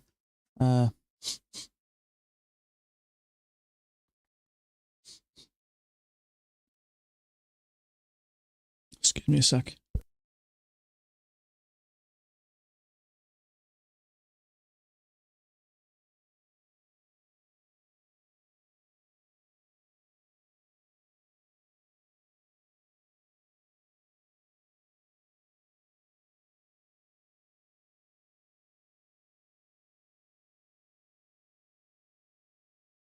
Sorry about that. Okay, we did have a push up and then a straight push down. There's nothing you could do with that. It's just bloody huge. I'd say it's going to eat these bottoms. Yeah. We did have 2 legs up, but there's nothing really much you can do there. That would be a triple test, but might be a breakout pullback. I'd still like it to go a bit lower, but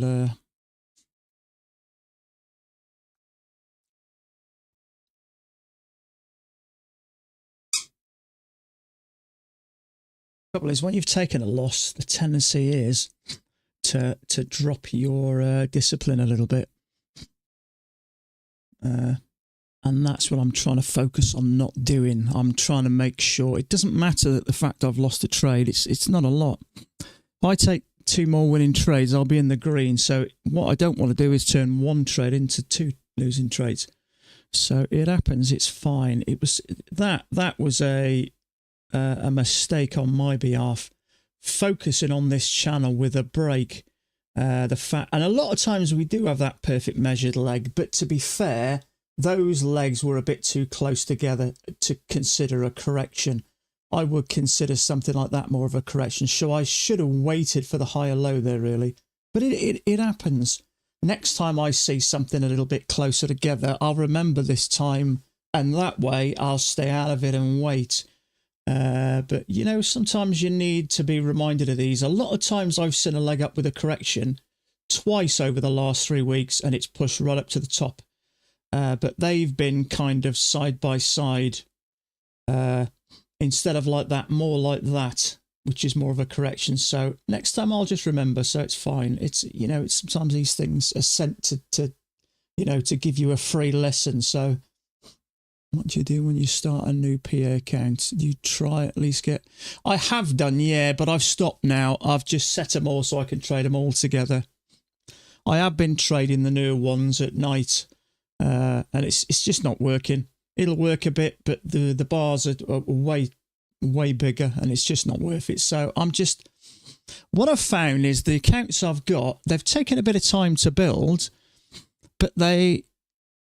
You know, they kind of average about $100 a day or $80 to $100 a day. So to get to 2.5 takes me about a month, maybe a little bit over a month. And that's okay.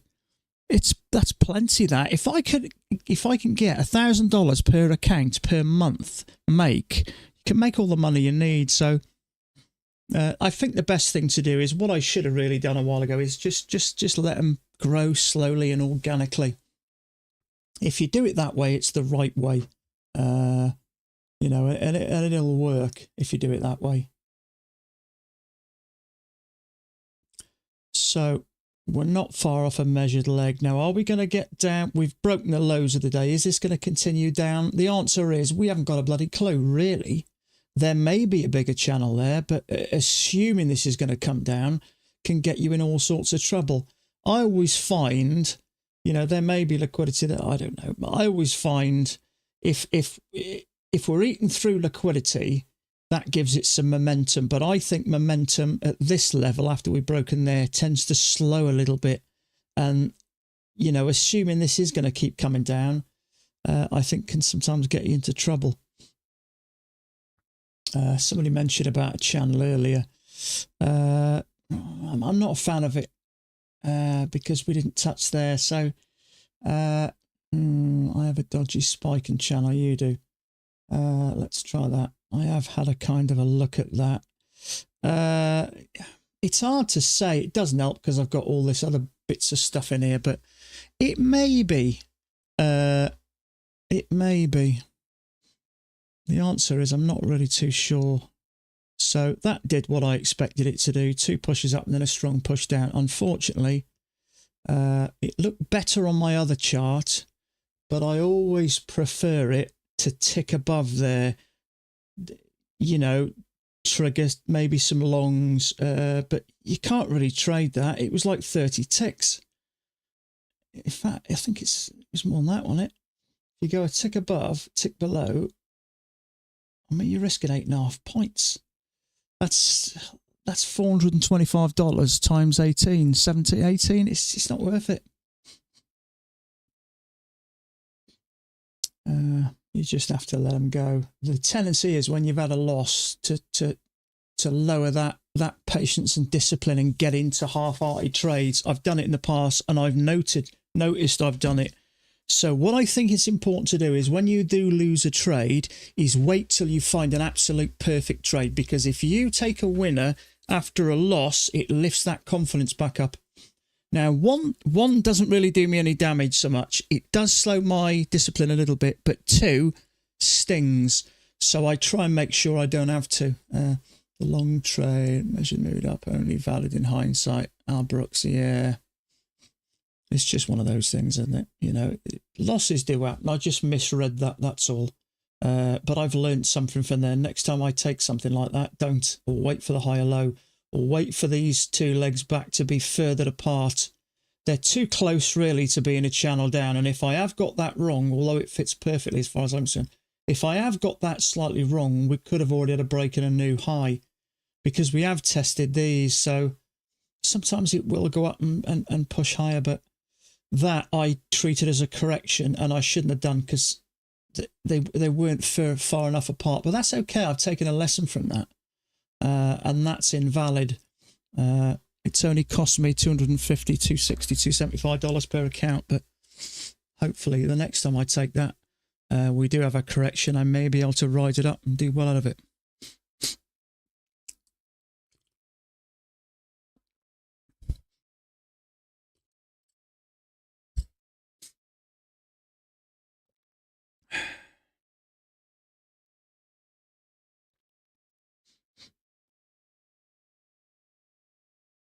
It's why people watch you. Thanks, mate. I just talk about how I feel. And what I try and do now, as opposed to get angry and frustrated with myself, I try and kind of learn something from it. But, Mac will talk about you need screen time, and that's exactly why you need screen time. You need to make these mistakes. And once you've made them a few times, they do sink in a bit, but then occasionally you tend to forget them. So it doesn't hurt to have a reminder.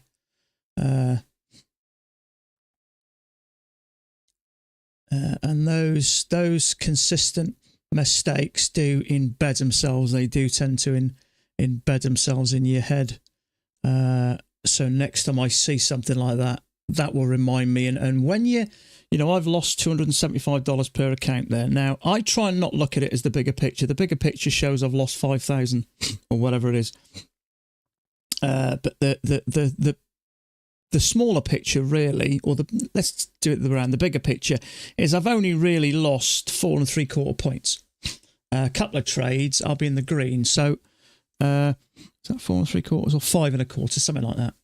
2 trades, I'm back in the green, so it's not a problem. It's important to remember that, because the time you forget that and you jump in impatiently, that one loss turns into 2. And I don't like 2. I haven't taken 2 losses in a long while, but I had 2, was it last week? And it didn't feel good. Not only was it 2, but the ATR were high on both of them. So ordinarily, you'd expect to lose 150 a trade on a contract thereabouts. So you just can't do anything here. The temptation is to go short, but we got an inside bar and it may push up again.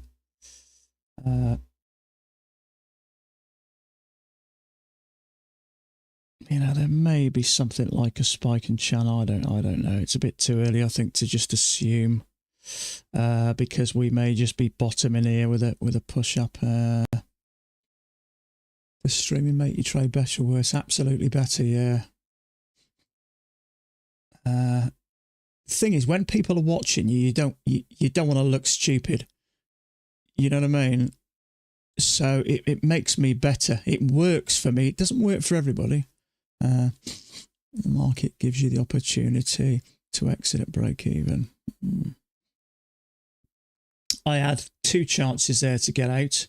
It came down and never stopped me out. And what I find sometimes is when we have those corrections, you'll get 3 or 4 bars stacked in a row and it'll push up. In other words, it's struggling to get down. And when it came down, I thought it was going to stop me. And then when it pushed up, I thought, okay, we'll stay in there. And it came down again and pushed up.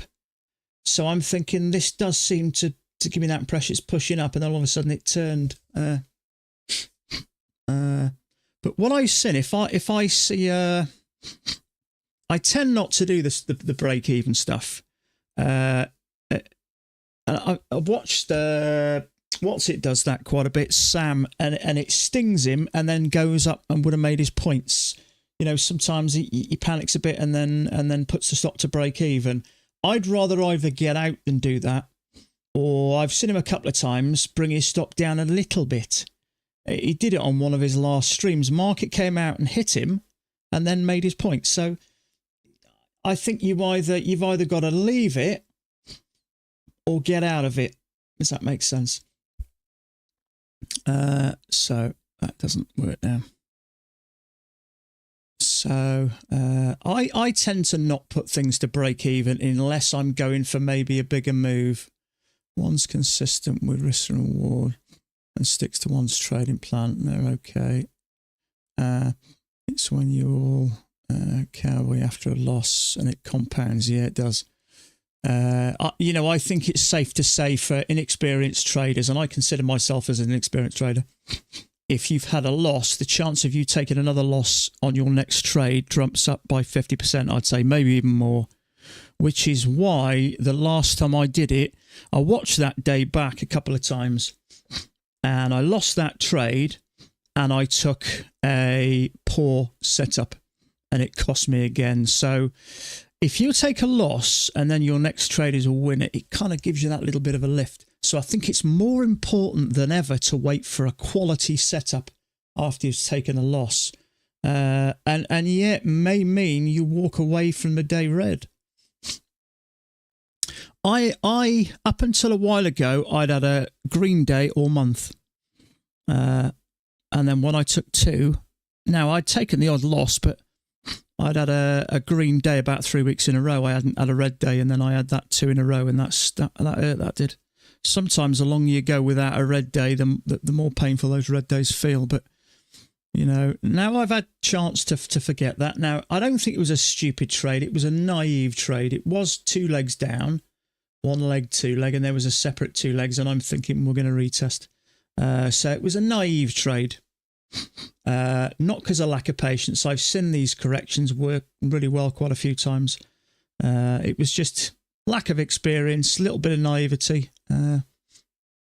But now it's happened. I think the important thing is to focus and try and forget it and focus on what's going on and just try and make the next trade a good one. It's not an easy chart, this. ATR is still quite high. There's a lot of chopping around. I was tempted to take that because we'd pushed up here, made a break new high, and we did just turn straight down. So my gut feeling this was going to come down and break these lows, and it did. But 1, it was a big bar, and 2, it wasn't long after that loss. So I left it alone. I think that was, regardless of whether it worked or not, I think that was a sensible thing to do.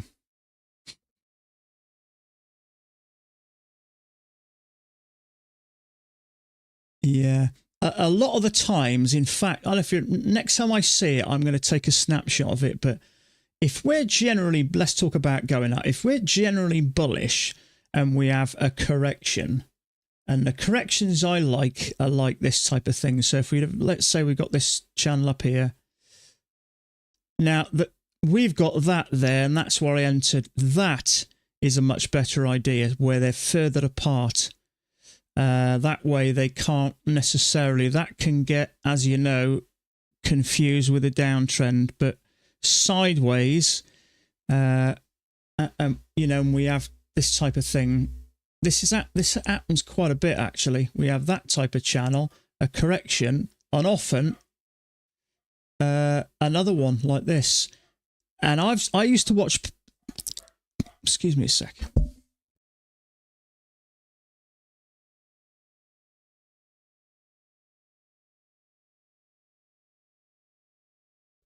The dogs are barking at. Sorry about that. I used to watch the gorilla trader doing that, and there was his bread and butter, and he'd take that trade and he'd jump in here and he'd ride it to the top. I mean, look at that, the potential there for points. And twice I've seen it. Twice I put this on there so I could see it working, and twice it worked. So, you know, possibility of 15, 18, 20 points, which is a lot of points. If you get the setup, we don't always get them. But if you do get this set up, you can really capitalize that and really swing things. I haven't seen one for a while. I forget what it was. Next time I see one, I'm going to start taking a photo of them and start paying attention. And even if it happens, if you take that trade, even if it happens 60% of the time, maybe even less, if you're risking 3 or 4 points to make, 4 or 5 times that, I think it's worth it. You're on the 1,000 today. I think that's sensible. If you go on the 1,000 tick chart, it'll cut that ATR down. I remember about 2.5 years ago. Yeah, look at that ATR, much more manageable.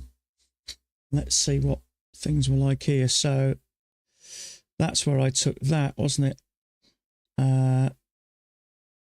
So yeah, sometimes that looks a lot different. How does that channel look? So if I put it there, can I genuinely see a break? I probably can a bit. I mean, if we haven't there, we have there. So that's not a bad idea there.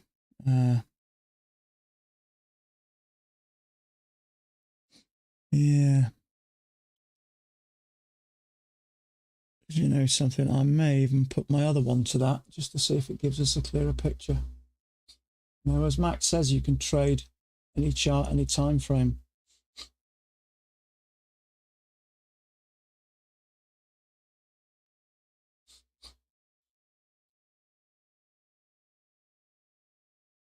What is going on here?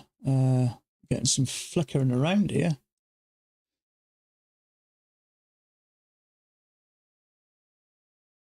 What's causing that, I wonder? Channel break, new low. A little bit of a bottom in there. Now let's have a look if there's any type of channel down there. See, we may have a bit of an overshoot. It's hard to say.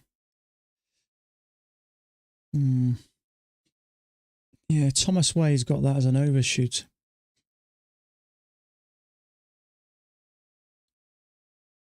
How's Dan got it?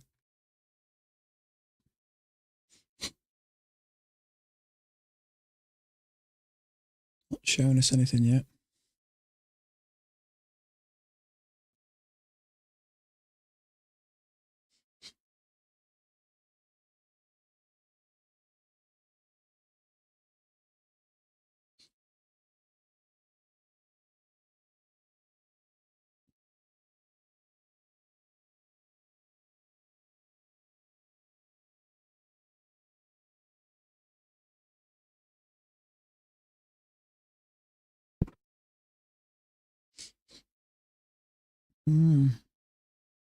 This thing is flicking around like crazy now. See, Marco's got that like that, which I actually don't mind. 2 legs up, lower high. Is that coming back to the EMA? Quite possibly.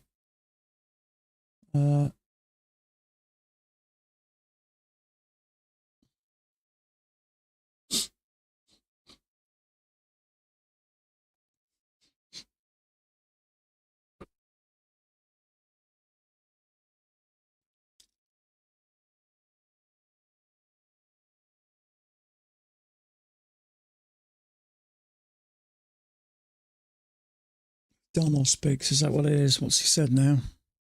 Who's he imposing tariff on now? Martians from outer space. Oh. So 2 legs up, lower high. Where's this going?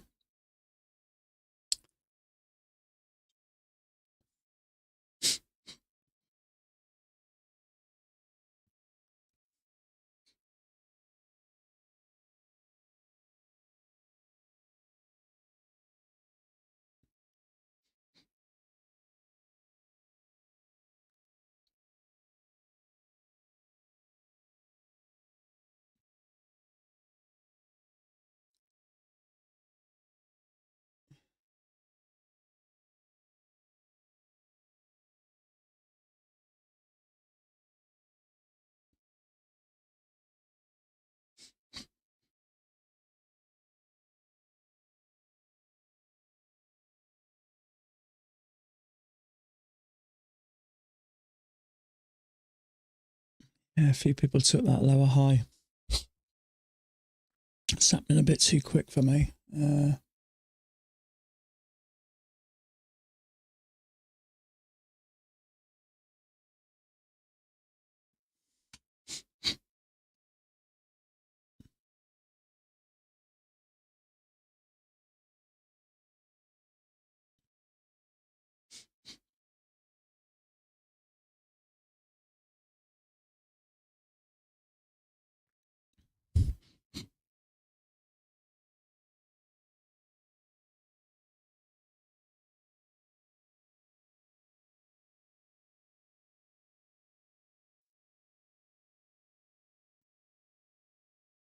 Oh, you guess it.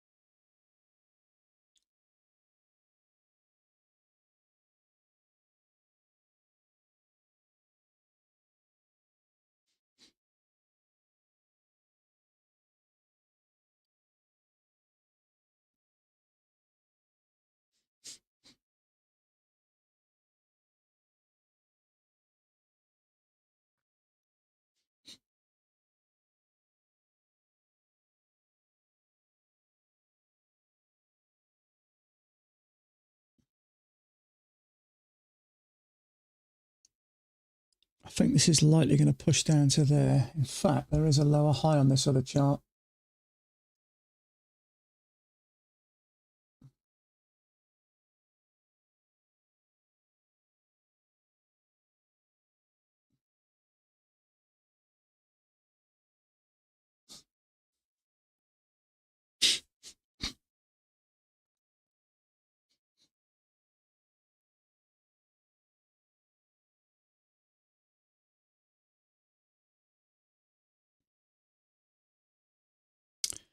Channel, possibly second entry short if it pushes up.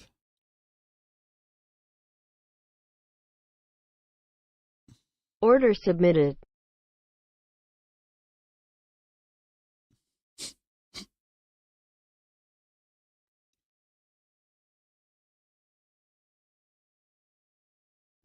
Oh, that was very tempting, that was. 2 legs down, 2 legs up, second entry short off support.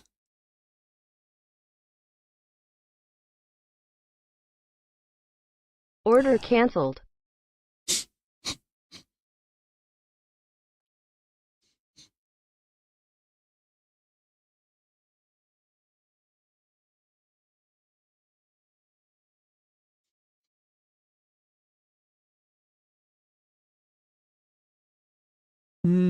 That's a shame. Bar just wasn't very good. It was a second entry short.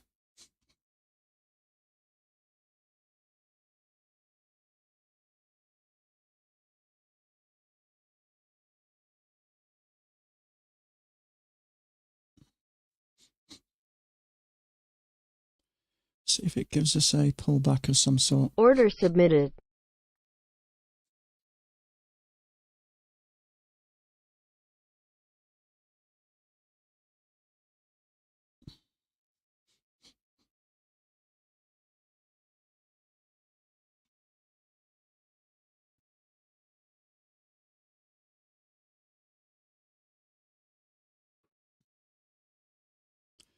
See if it gives us a lower high. I don't think it will. Sometimes it just drops now.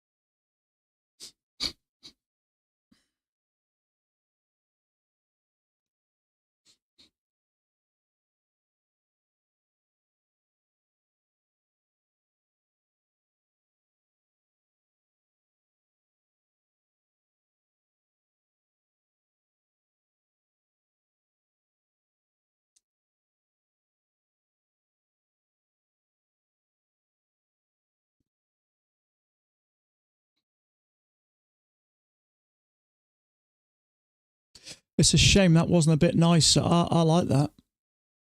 It was a nice little correction, but the bar was just not brilliant. It was just a tick off a doji, so which is a shame. Order cancelled. Because that would have worked pretty nice.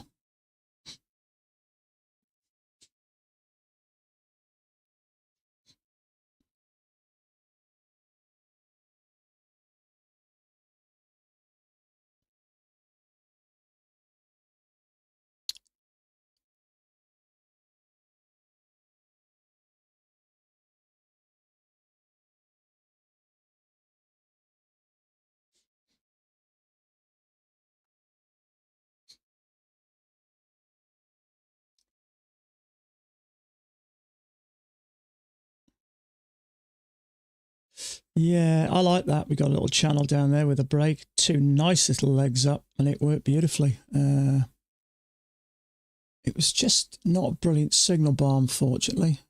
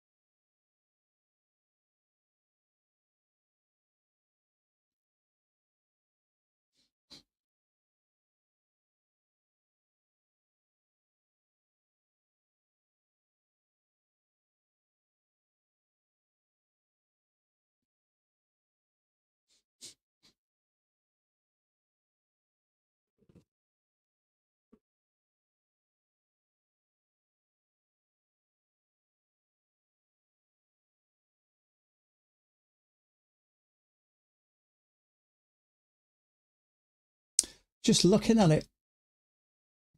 Yeah, that's one I was looking at. Two legs up, lower high. I left it. Just looking at it. I think price is maybe trying to take out 55.34. I think you're probably right.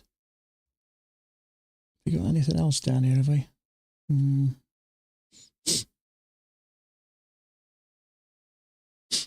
Let's hope we get another attempt, and then maybe we have a wider channel.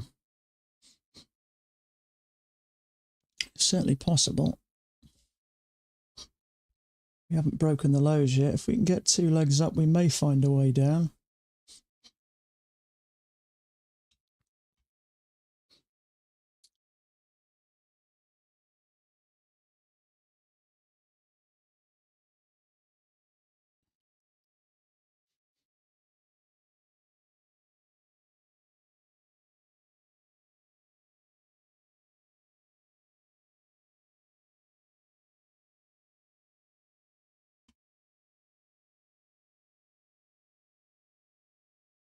Okay, so Dan's got this now. Actually, he's got it as a spiking channel. I think, was it Sean? You had that earlier, didn't you? You mentioned that. It wasn't right at the time, but... So that makes that look even nicer, doesn't it?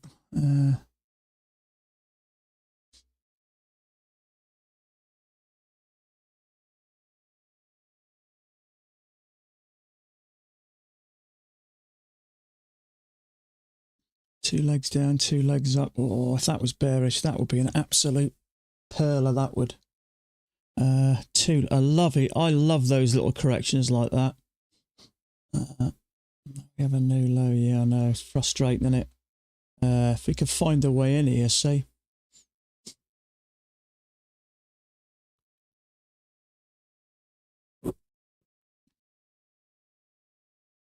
See if you could get in there. The potential. 15 points.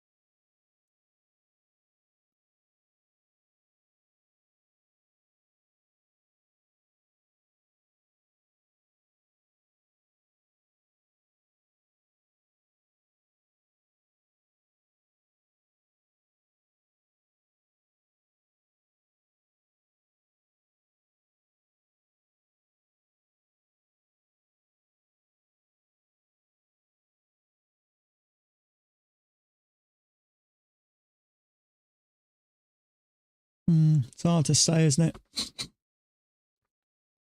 But Dan's got it like that. In fact, he's got it actually lower. He's got it there. Which sits there, which actually doesn't actually look that bad. It's fitting nice there, which means we have got more space to come down potentially. So that's Dan's at the moment. He's usually pretty right, so he's got it from there. It works nice at the midline, so there is a potential. So at least if it goes wrong, we can blame him. Lower for the midline, but means huge width, yeah.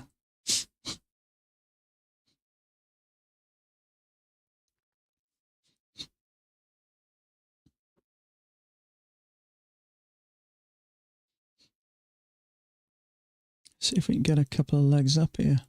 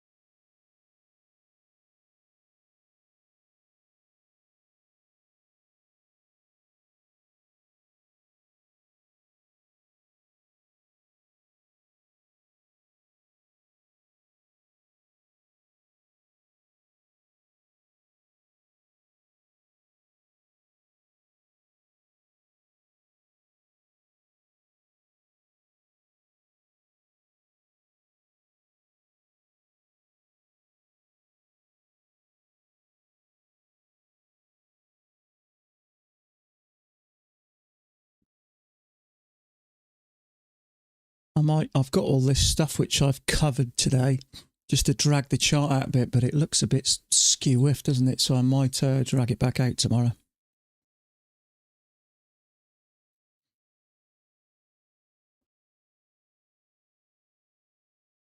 So just keep in mind this 80% off finishes tonight, midnight Eastern time. So fingers crossed they extend it. They did last time. That's the first time they've done it for a while. So fingers crossed. Leg and a leg.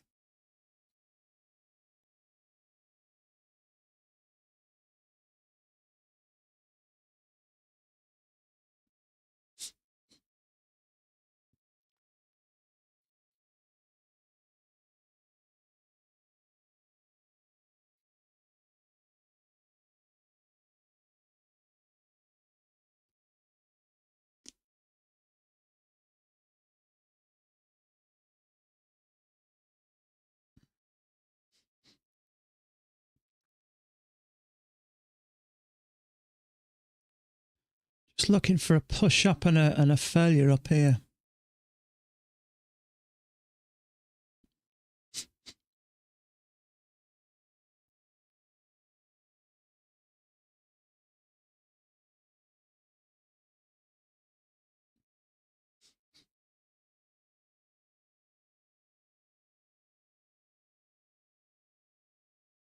Testing eco orders downloaded again. Use the same link. Okay, I haven't downloaded it yet, bud.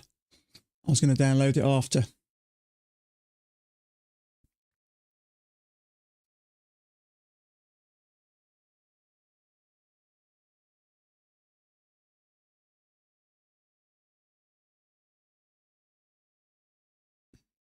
Wow, it's flicking around again.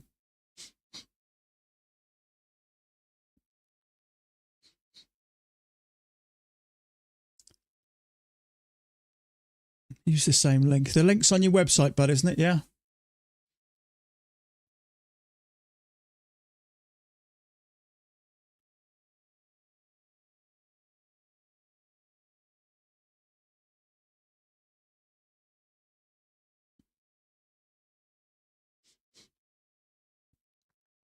I sent him a message. Okay, yeah, no worries.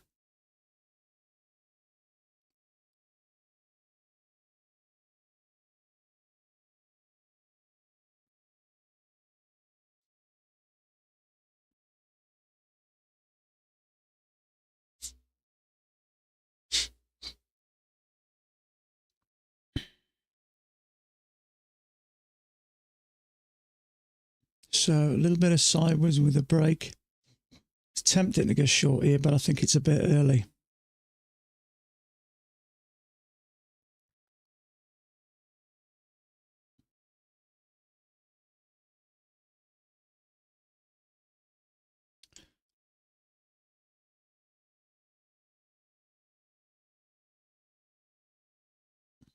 It's 20 ticks there.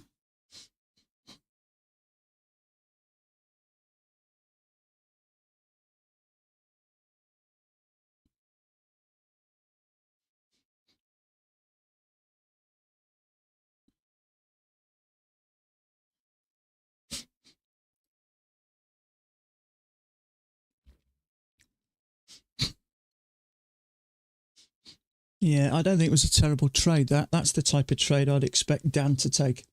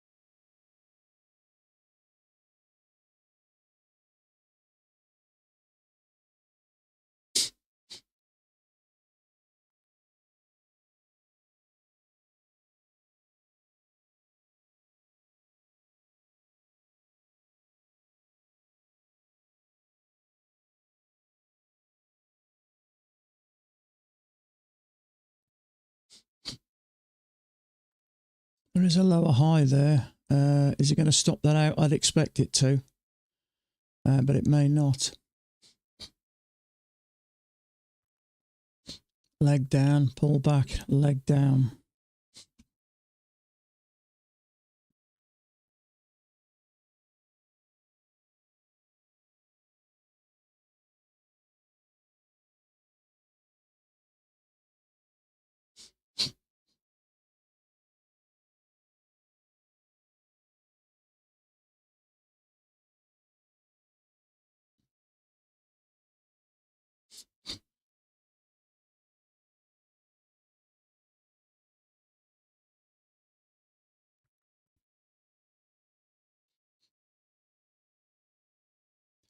Channel down, 2 attempts to push up.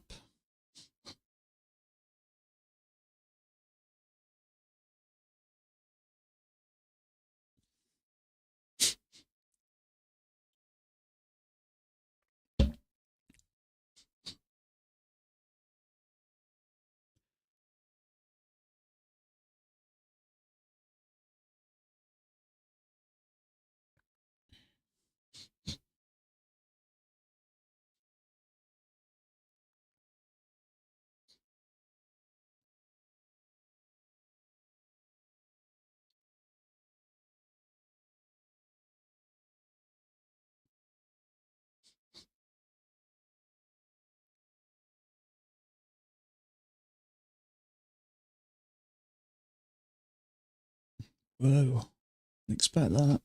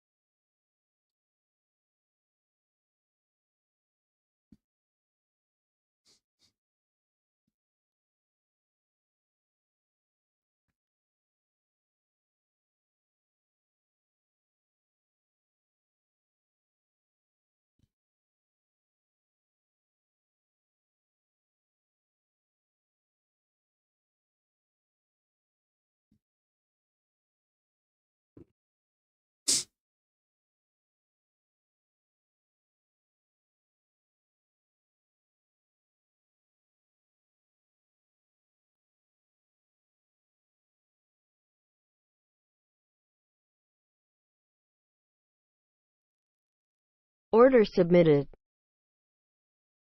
Okay, I've just taken a lower high. On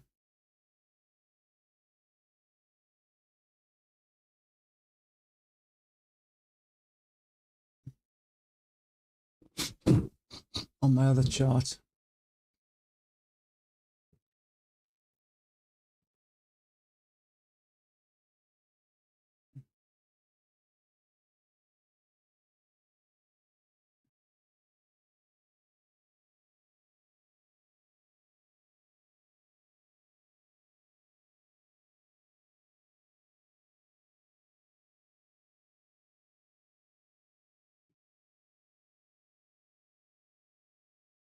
Order filled. Beautiful. Okay. That's got a chunk of it back anyway. So we just bring this in. We had 2 legs up, bearish bar, lower high, trapping what looked like some bulls there. So I rode that back. So I thought that was worth the last one of those I missed. We added here 2 legs up and a lower high, same thing. This thing is generally bearish, I think. There's definitely something coming down. So I thought about holding on there, but I thought no, because if it makes 3 points and then comes back and gets me, I'll be kicking myself. So what I try and do now is if I lose more than 3 points, I try and just stick to me 3 points and get it back out of 2 trades. It's a lot less damaging and things can go wrong. So I think it's much more sensible to just go for the 3 points. I noticed Sam did that a lot. if he lost a trade or two, he'd go for more points, and a couple of times it stung him. Answers back, no less. It's a nice feeling when you have a loss and then you take a win, but I'm just trying to play the, try and play the game the right way. Let me have a look.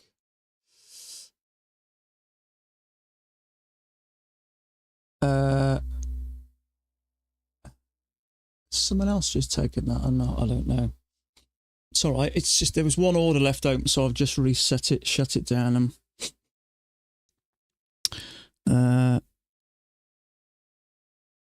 so there we go. It's weird, isn't it? Can you see those profits there? Some of them were quite high and some of them are quite low. It's amazing how that fluctuation can make a difference.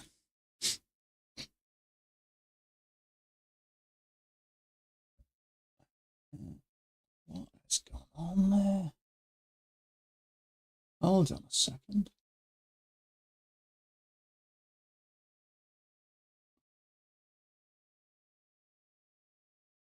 I don't know what's gone on my chart here. That was where I took the trade. And all of a sudden I got one big bar now. Let's just reload this.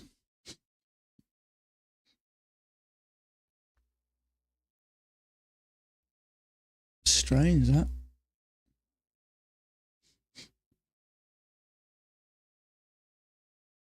I've just reloaded it, see if it does it. I mean, you wouldn't take a trade there, would you?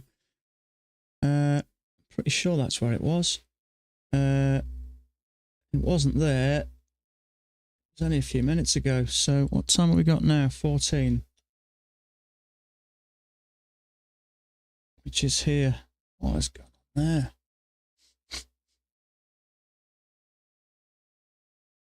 Mine did that earlier, had to restart an inch trade. It's strange, isn't it?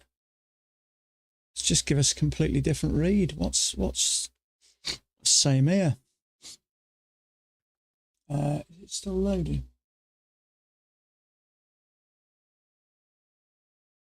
Oh, it's still showing loading on my other chart. What the hell is that thing? Oh, it's a channel.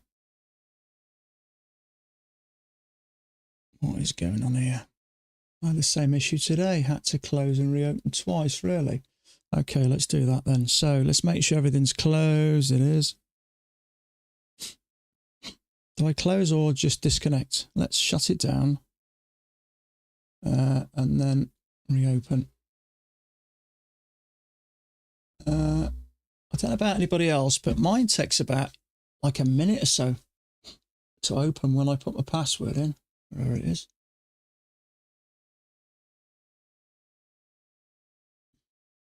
What's going on?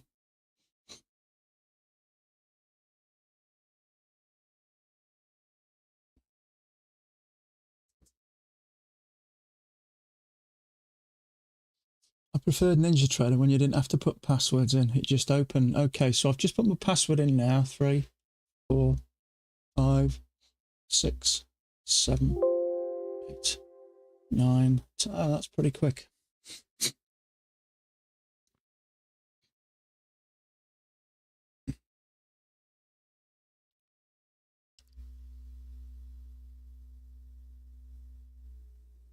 It's weird how these amounts I've got as low as 95 and as much as 130. So that's like 3 or 4 ticks, isn't it? And the difference. Okay, see if this looks any better.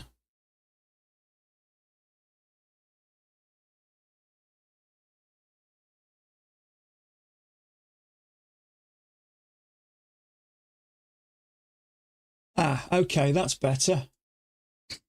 That's better. Yeah, we had 2 legs up, bearish bar. The only difference is before that bar had triggered a long, and that was below there, so it was a higher low.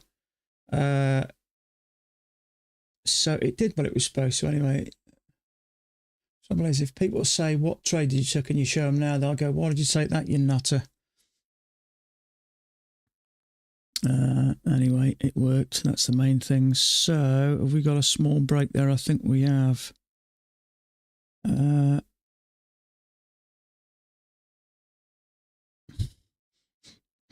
So there's a failure there. That's probably going to work. But look at the size of it. It may only tick down. We've got almost like a bottoming pattern here. So still messing myself up. Hey ho, we battle on today. Okay, so far. It is a constant battle, but it is a battle you get better at.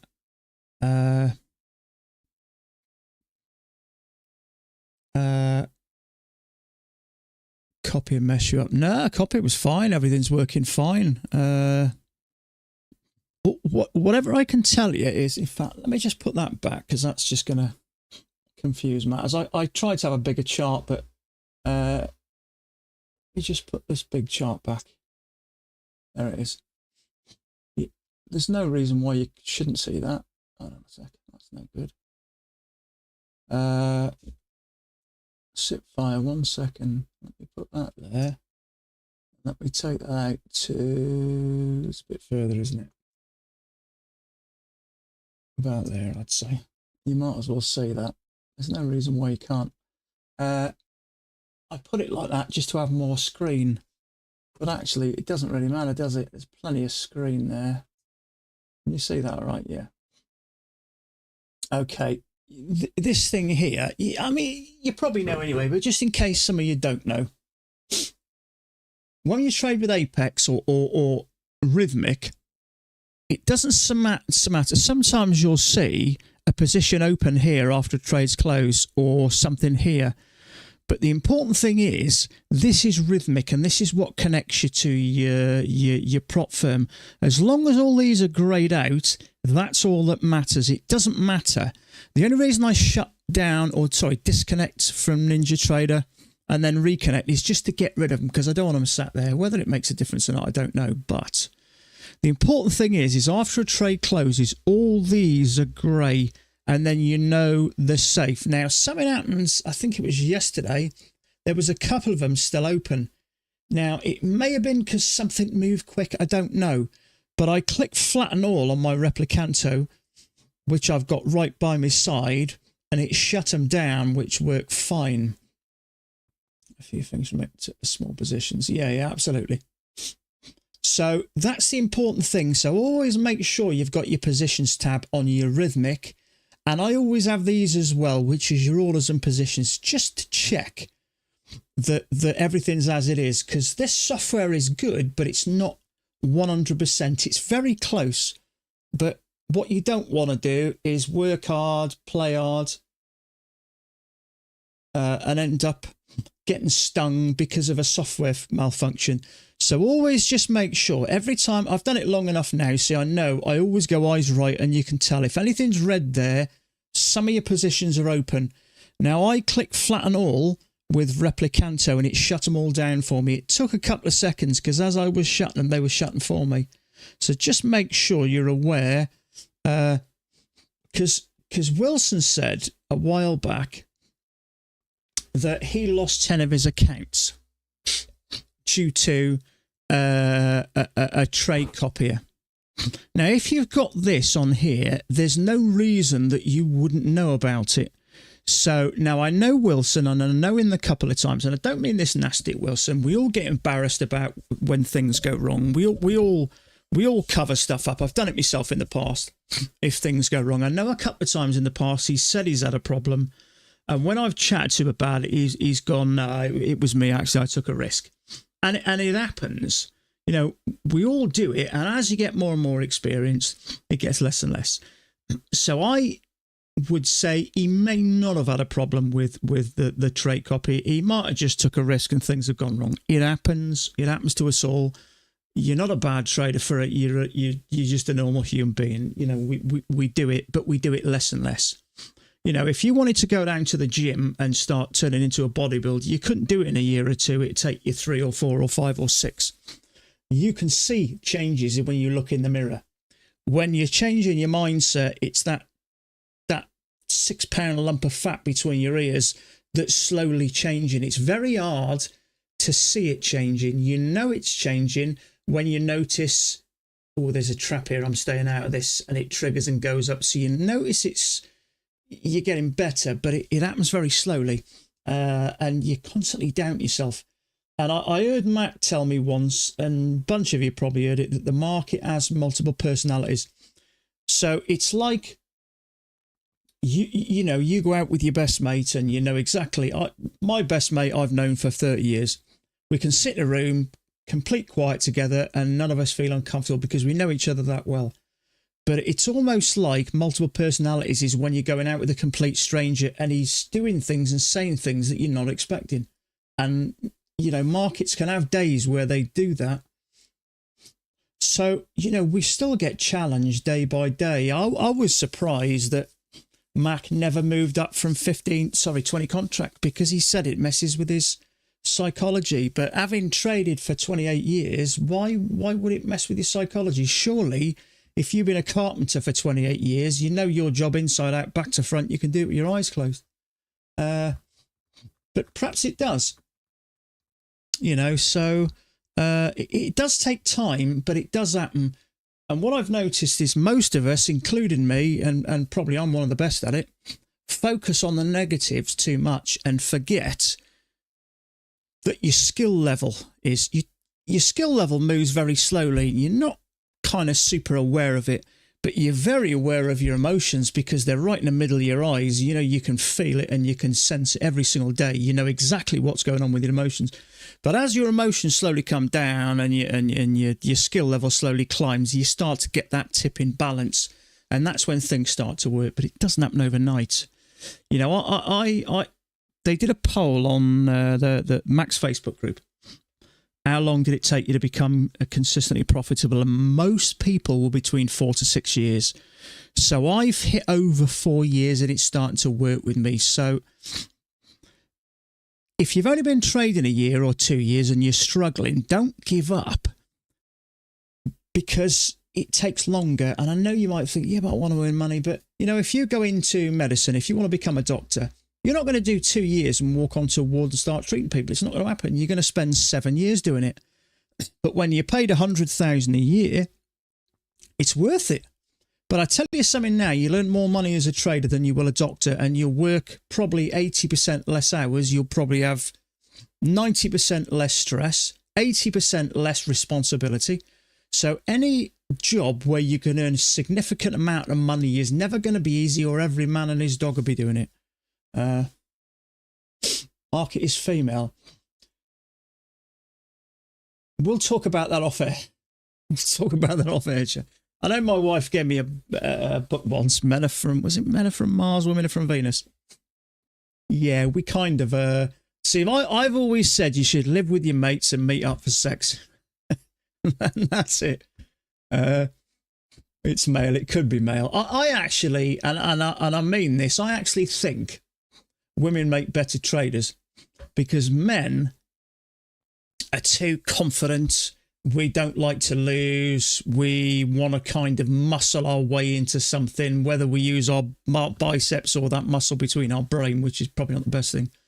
I think women make better traders because they're generally, if you know, how many times do you see on YouTube Saturday night out of the pubs, the guy's in a fight and the wife or the girlfriend's trying to calm him down. So I think women make better traders.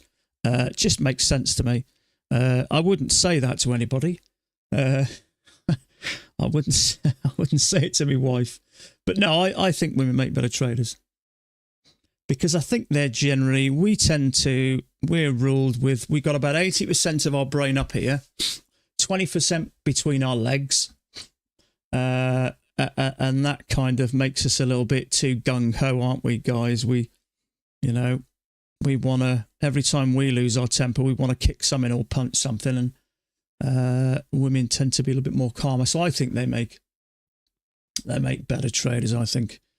And I'm surprised more women don't do it. You know, Karina's the only one I'm aware of that's in our forum. There's been 2 more that I remember. Someone from the UK and another lady, I can't remember her name, her and her husband traded. But if I look on my YouTube stats, it's about 1% of women trade. And that shocks me. It really does. And I suppose mostly, you know, if one of the partners stays at home, the other one goes out to work, generally the women stay at home, look after the kids and stuff like that. So you think they would, you know, have the access to it. Mind you, if you're at home with kids, you probably don't have a lot of time to do anything. Blessed between almost something. I think that people on the spectrum may have an edge. People on the spectrum may have an edge. Yeah, Nate. Have you noticed when you say something controversy, you get people who you haven't spoken to come up? If I had the common sense of my wife, my trade would improve. I think you're right, actually. I did. My wife was off for a while, and I said, look, I'm struggling. Why don't you sit next to me? I think I said this yesterday, and I was revenge trading. She has no idea. She had no idea what I was doing. But yeah, I think women have generally got a better mentality. Men have this, we have this kind of, you know, way of thinking that we don't want to get beaten. You know, let's use muscle instead of brains, and, you know, being able to think about it and act calmly. And guys generally tend to operate like that. You know, guys, you know, we kind of we love things that go bang. We want to blow everything up. You know, we kind of think like that, really, don't we? We're more disciplined and less but absolutely. Couldn't have said it better. So I'm surprised more women don't trade, actually. I really am. Because I think it'd be the ideal job, I think. The beauty is, I can think of one massive benefit straight away from women who can trade from home. They don't have to mess around with makeup. Now, my daughter is an absolute nightmare with makeup. She gets up for school about 3 hours, and it takes her 3 hours to have a shower, do her hair, and put her makeup on. Now, if you were trading from home, you wouldn't need to bother going out and finding stuff to wear. You wouldn't need to put makeup on or do your hair. So I think it would be like the perfect job. But I've seen a picture of Karina, and she's beautiful, so she probably doesn't need the clothes and the makeup and all that sort of stuff anyway. So, you know, I like to try and keep the females in the party quite happy with a compliment once in a while. So I need to chop them off them, considering, yeah, get a sex change. She's a teen normally. My daughter's terrible with skincare and stuff. She's got a fascination with skincare. I can't tell you how much we spend a month on skincare. And I bet it won't be much less than £100 a month. So it's kind of the perfect job, isn't it, for the ladies out there? No makeup, no hairdos. Just turn up at your screen, fall out of bed, turn up at your screen, looking however you want. Sam, how you doing, pal? Market actually re-identified as unicorn. Crazy, isn't it? It's mad, isn't it? How you doing, buddy? Anyway, are you back trading yet? Are you still on a break? Good on you. Are you back trading? I think Sam's done what I should have probably done a few times. You're trading just offline, yeah. Sam's done what I should have done a few times and taken a bit more of a break. I'd have probably got there a bit earlier or a bit sooner. Hopefully a pair. Good for you, mate. Good on you. Slow and steady, isn't it? Make sure you get that. Make sure we got 50% of the daily wick. It's an important level. That's to gauge the bias. So in other words, do we start to move up? Or do we come down? We're definitely flattening off here a bit, aren't we? When's the meetup? Well, actually, I forget his actual name now. The tattoo guy. He said, what did he say? What's his name? I've spoken to him offline a bit. Something tattoo. I've gone blank. He said, should we have a meet up in London? He's got a tattoo parlour, and we all know tattooists are rich. He said he'd supply the drink and the food. So I've said, if you arrange it, we'll come down. I haven't been down to London for donkey's years, so next time he's on the stream, maybe he is somewhere. 5 Fine line tattoo. No, straight lines tattoo, I think. Tattoo artists make a fortune. I don't know why he's even wasting his time trading, to be honest with you. But he said, would anybody be interested in a meet-up in London? The perfect place, really. So he said he'd supply the food and the drink. I did remind him what I drink, but he said, yeah, fine. So next time he's in, I'll mention it to him and just say there's a few of us who definitely meet. You could get down to London, Sam, couldn't you? I'm going to say London's a nice central place, but it's probably not for you, is it? Could be up for that. Been quite a while since I was there. There you go. Sounds like a great opportunity. Some drunk tattoos. Yeah, absolutely. I think we should all get pats across our chest. Yeah, that'd be a good idea. Yeah. I did have a friend once who had some eyes tattooed on his backside on holiday about 10 years ago. Yeah, no bother. Like 4 hours on a train. 4 hours on a train and the rest. 4 hours on Concorde, I think, isn't it, to London from you? Mind you, trains are pretty quick, aren't they? It would be nice to meet up with some people. It would. Although it'd be pretty impossible not to talk trading. Is it 4 hours, is it? And how much is that? It'd be cheaper to fly on Concorde, isn't it? I don't know if anybody knows about UK trains, but I'm guessing it's probably about £150, isn't it? And that'd be cheap. I think it'd be quicker for you to fly, and well, quicker, certainly cheaper. Could get a flight, yeah. It'd be nice to arrange something sometime throughout the year, maybe summer or late summer. You know, a lot of people go on holiday with their families, so maybe, I don't know. Or even maybe a pre-Christmas meet, October, November time, I don't know, something like that. Next time he comes in, I'll have a word with him. But even if we can get half a dozen, it'd be nice to meet up, have a few beers, and have a chat. I'd love that. It's weird, isn't it, when you sit in a bedroom at home and you chat with people for, well, 2.5 years. The sleeper. Oh, of course, you're Cornwall, aren't you? So you're north and then east. Single malt on me. I'm up for that, mate. I've got one on the go now, actually. A Lafroig 10. Don't know if calm the nerves. He have a website. I'm not sure, Karina. I wouldn't be surprised if he does, actually. But Tattoo is earning a fortune. He must be making £100 an hour at least. Any trades today? I didn't. Yes, I took two, bud. I took two. One on the 1,000 tick chart, funnily enough. The lower high, we had two legs up and a lower high back to the MA.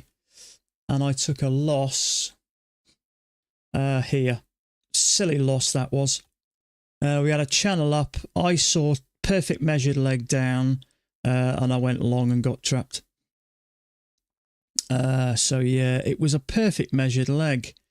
But to be honest with you, the type of measured legs to be trading really are those, I think, a little bit more sideways over. Don't be doing it. Tattoo my foot. Don't be doing it. That's fun. And then trade in front of a shiny screen so you get reminded.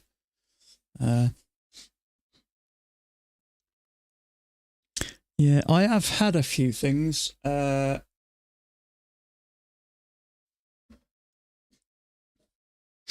got this on my wall, so I can take it off.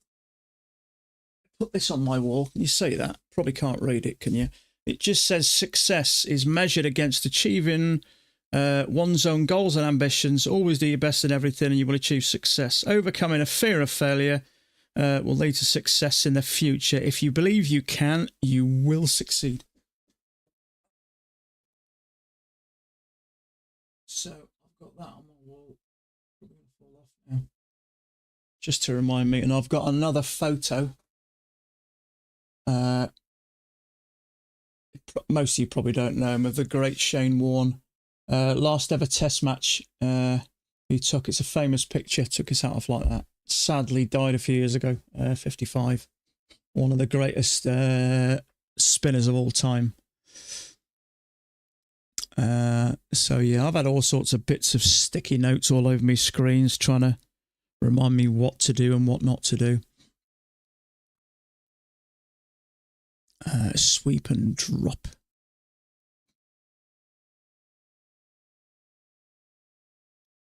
So we got this move down, 2 attempts to push up. We've got a channel with a break, 2 pushes to a new high. Now this may come down. As someone said, we're at, was it something like half wick on the daily? So let me just have a look. Best loser wins. Connection lost. Best loser wins. I've got it on my phone, mate. Where's my Audible? There it is.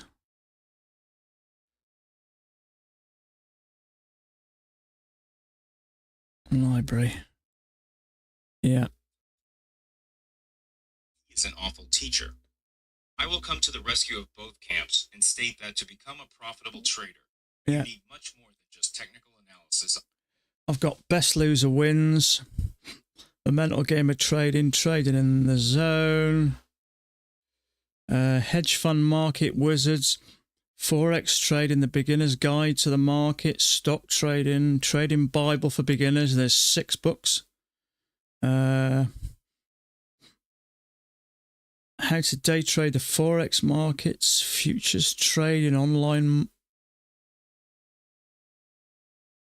What happened there? Something's changed. Economics, lesson 1, the intelligent investor.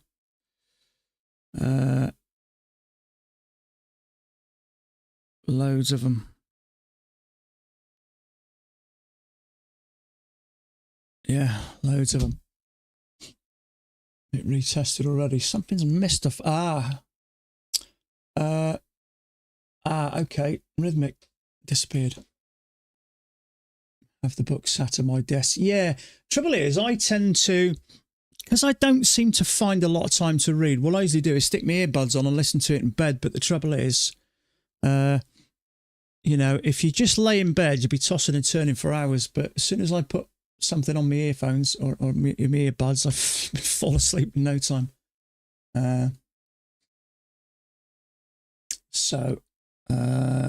It's Tom Hugard, isn't it? I watch him trade from time to time. So that's the daily, isn't it? So I can't see how much further we're going to go before we get some sort of a fair size pullback. Now this, funnily enough, let's have a look at that. So that daily is, yeah, we're a bit kind of neutral. Well, no, it's still kind of bearish.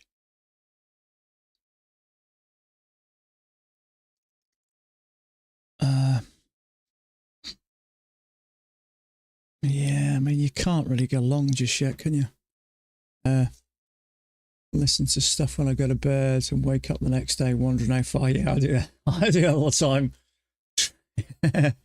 You try and rewind it, don't you, till the last bit you remember and you realise you can't.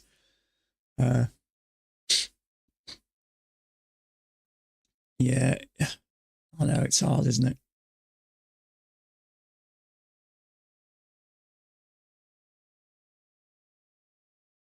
So, what the hell do we do here? Something's changed there. Okay, so Dan has got a small break, 2 pushes to a new low. I think that's what he did have. Yeah, he has. Okay, so that may have played out. If you are at the stage where you were able to take payouts but need to take a trade on your 8th trading day with Apex, would it be possible to switch to this? Absolutely, mate. You have to. Out of the 8 days, you have to have 5 of them where you're profitable. So again, where you're profitable of $50 or more.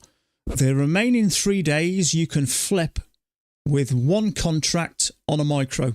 1 contract, 1 tick on a micro. I've done it myself and I've got paid. So yeah, all you need to do is if I take a payout, I've got a little book here. So if I take a payout So I've just had 3 $500 payouts, as you can see, on 3 of my accounts. So I just go day one, day one, day one. And if I've failed, I had one fail a few weeks ago, so I've got day one. So day one I was down $6, day two up 75, day three up 220, day four up. So yeah, you can flip it as long as 5 of the days are profitable by $50 or more. I was tempted to take that lower high there, and it did work for 3 points. The trouble is we've had a small break and 2 pushes to a new low there, so I'd have to just be a little bit cautious here. Yeah. So yeah, you can do that.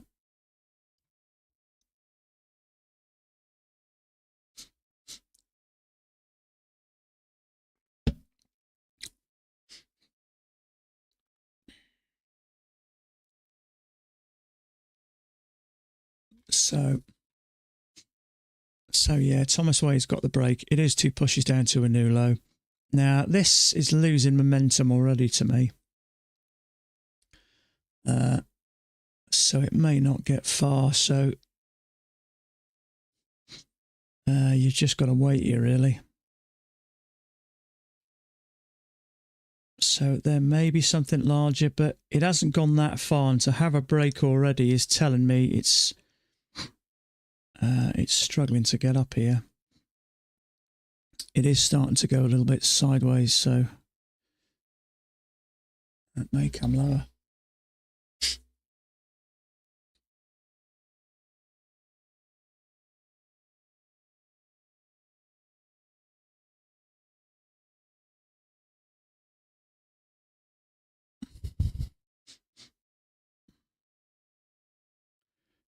Yeah, I was tempted to take that. 3 hours in. I'm going to head on a break. If you are gone when I get back, have a good day. Yeah, you too, Ben. What time is it? 3 hours. Yeah, time goes quick. I'll probably do another 30 minutes maybe. Sweep and drop. It's starting to look like that, bud. Well, it definitely is now. We've got to kind of get a couple of legs up here, but man, you went wrong with your sweep and drop. So it got above anything over here, maybe. So that would have been nice. In hindsight, it's easy though, isn't it? So we've got a channel with a break, 2 pushes to a new high. There's definitely some support up here. You're not trading, are you?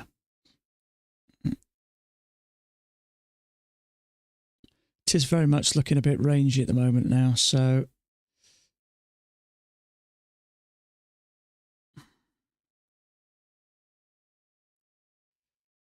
let's have a look at the 10,000 tick chart. Sometimes that makes it a bit clearer.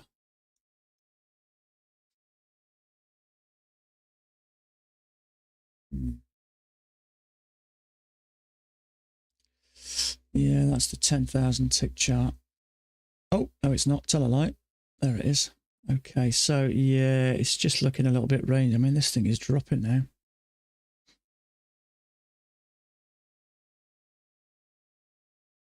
How did that get there?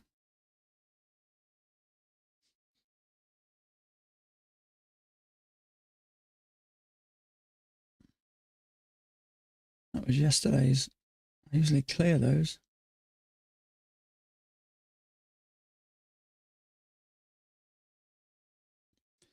So yeah, this is coming down, isn't it?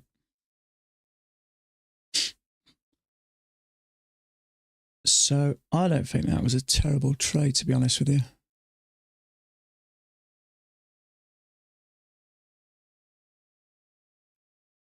Your payouts are looking steady. Thank you, Nate. I appreciate that, mate.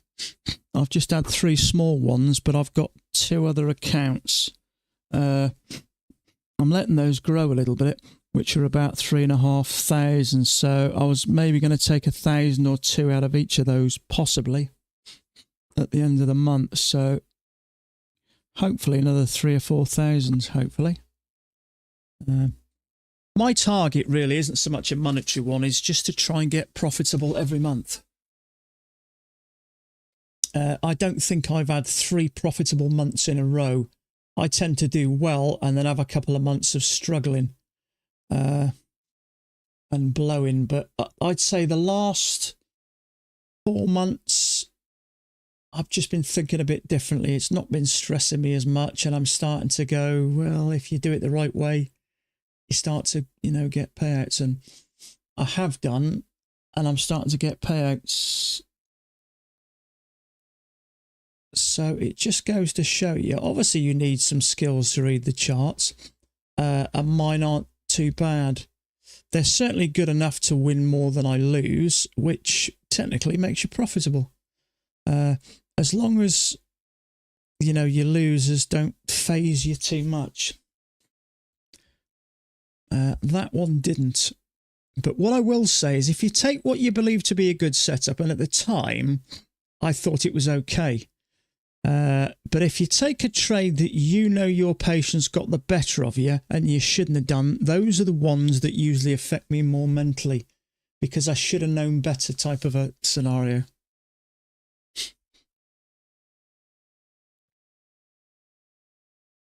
And say places his entries where other places stop. Yeah, I heard that guy as well. Was it John Paul? He's got 2 first names, isn't he? Mark Paul, John Paul, something like that. He was a British guy, an ex-Royal Marine. What's his name? Is it John Paul or something? Yeah, he said if you put your stops at your orders where everyone puts his stops, sit back and watch, and it's surprising, isn't it? Yeah. It's surprising, isn't it?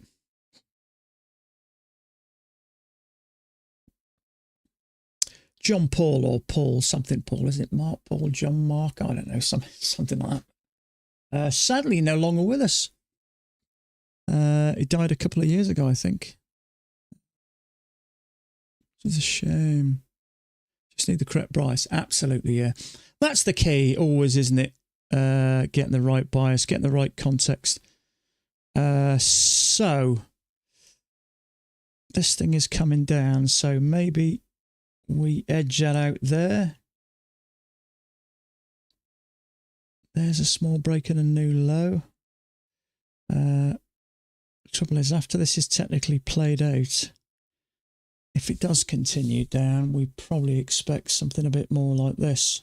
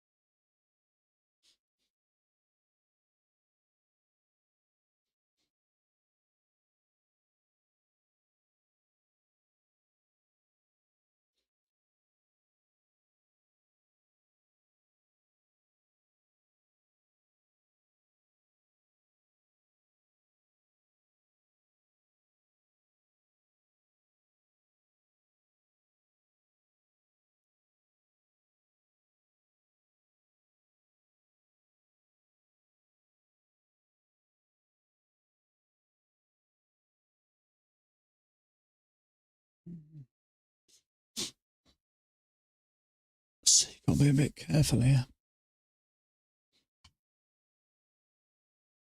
So, excuse me, just a quick second.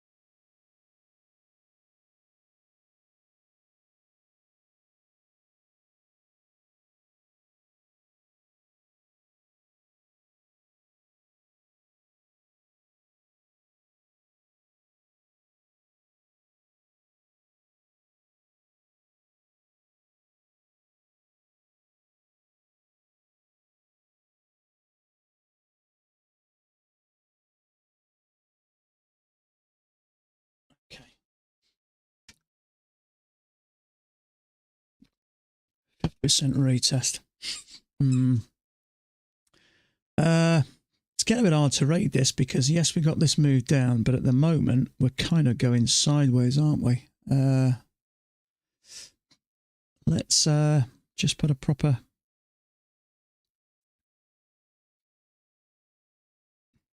range there. Let's have a look.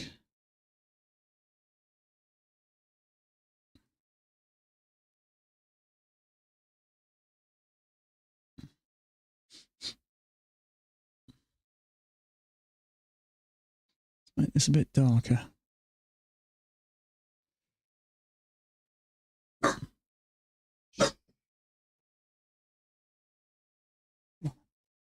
Come on then. Come on then. Come on. Up. Come on. No.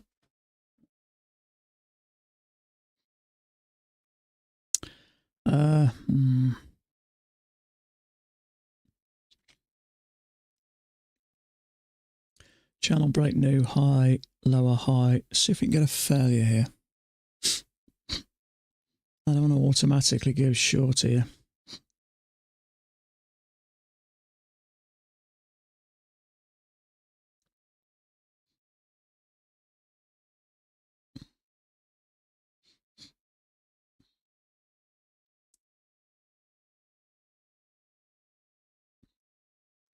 Yeah, it would have worked.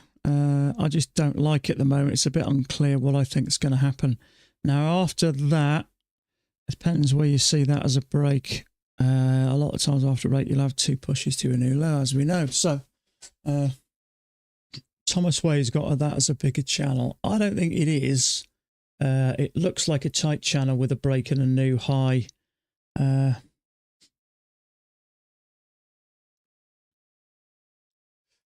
I just wonder whether we have something like this.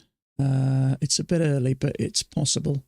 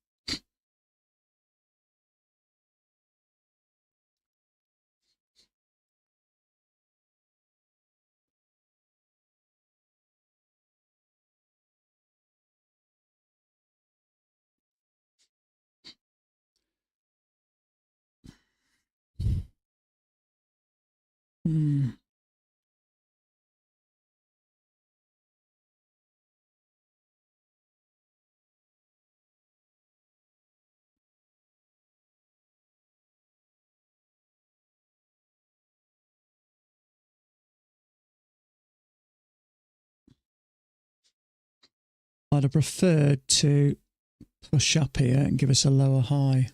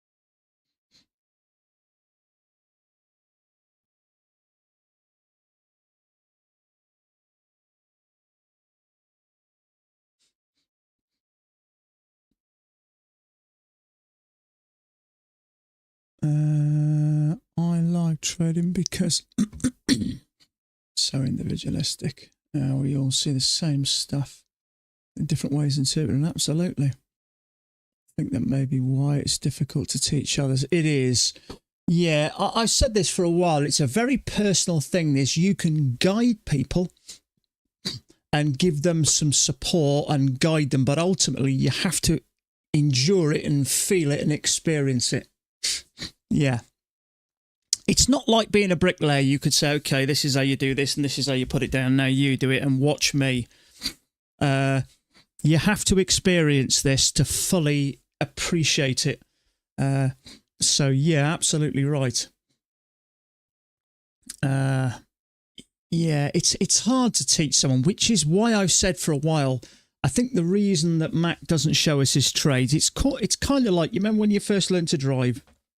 You can't block change, you can't cross your arms but you'll see your instructor doing it. So I think giving someone some basic knowledge, and which is why I think he limits what he tells us and why he doesn't show us his chart, because he probably takes trades that don't necessarily follow his rules, because that's, you know, something that you grow to understand and learn as you go along. So yeah, absolutely. It's a very individual experience for sure. Yeah. We got this channel down. I'm looking for second entry short here, but we haven't got it really. Not as yet. So we've got a channel break new high.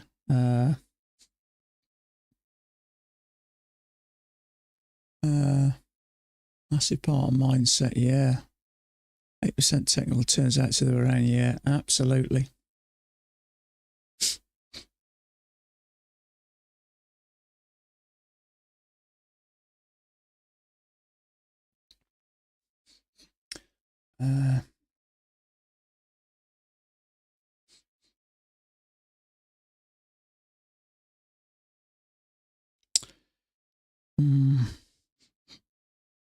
Channel break new high. Made one attempt to go.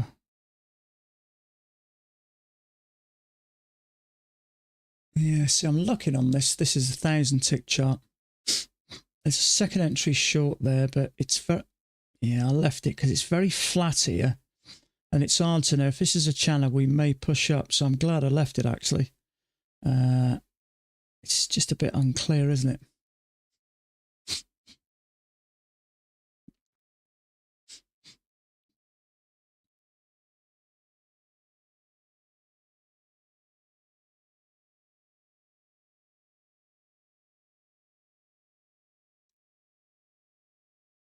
You took the trap long. Yeah, I don't think it was a terrible trade. Yeah. It is a fell second entry short, isn't it? I kind of just left it because everything's sort of flat, isn't it? Wow, look at that. Guessing that's turning down from there.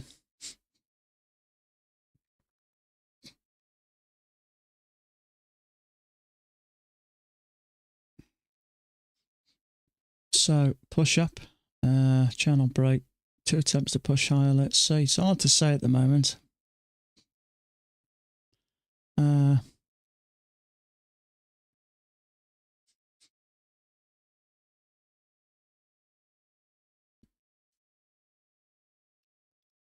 Yeah.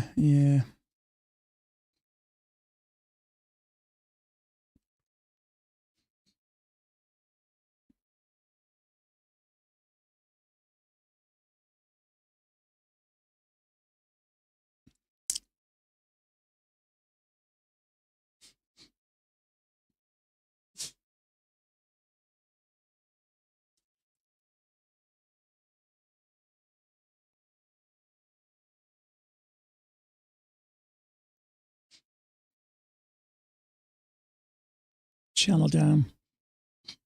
Maybe a triple test might give us an option here. I still think this is probably likely to going to come down and test this area. With the channel, we've got a break. 1, 2 pushes down to a new low. There's no guarantees. But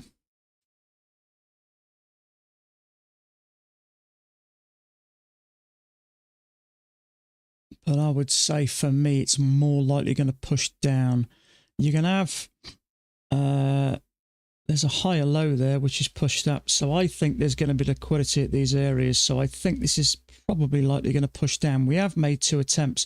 I wouldn't consider that a triple test. That to me is just one push, really. That's a second push. But after that move down, I think if we can get a triple test, this may come down, because I'd expect traders buying this. So there's probably going to be stops here, stops around here, stops there. So it may, if we get a decent push, push down relatively well.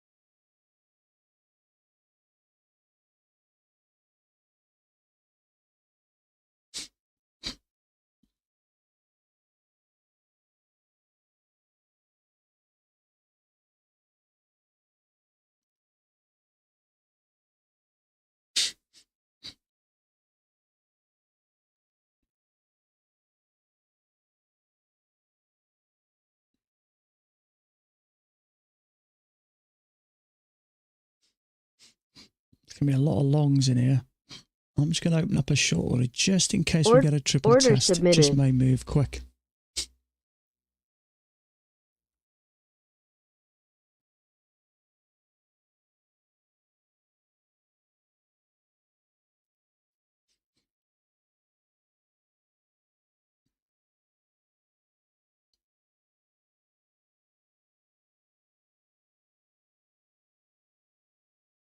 Okay, we stopped out any trades that may be there. Let's see if this drops.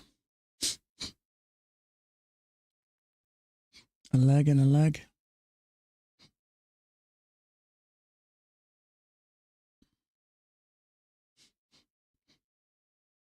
Cool, that's tempting. See how it finishes. No, no good.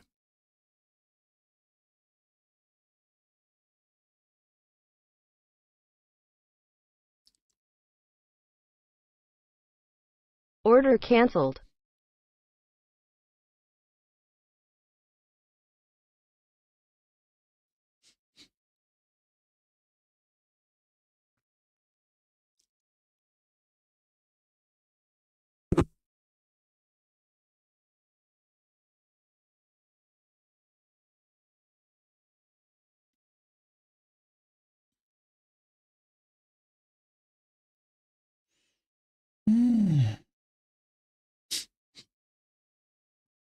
Did this earlier, never gave us a triple test. Where was it? It was there. Few attempts, and then we just had a bar which didn't do nothing, which just dropped. Exactly the same.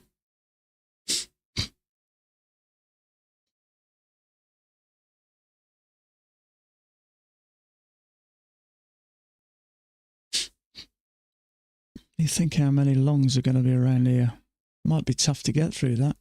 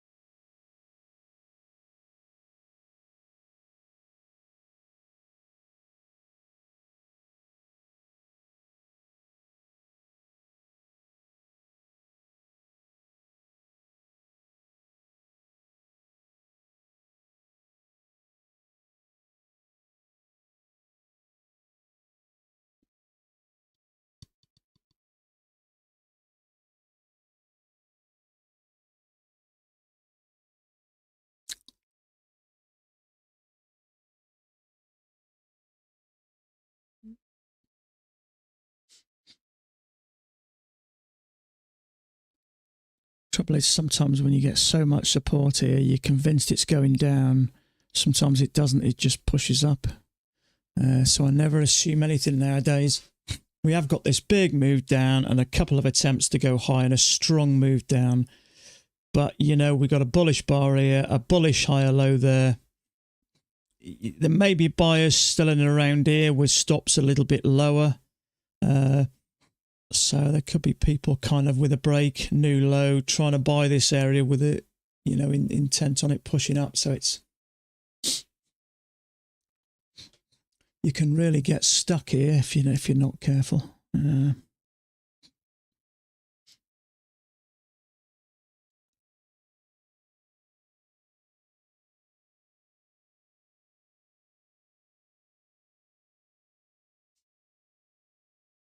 So tempting to go here, but it could spike down below it and then pull back. Are you still using the same regular chart? Yes, mate. Well, actually, I've moved over. So I mentioned about the 1,000 tick chart earlier, and I moved over. It's making the ATR a little bit more respectable. So I thought I'd, yeah, that might be why we didn't get a bearish bar here. But let me just flick over to the 2,000.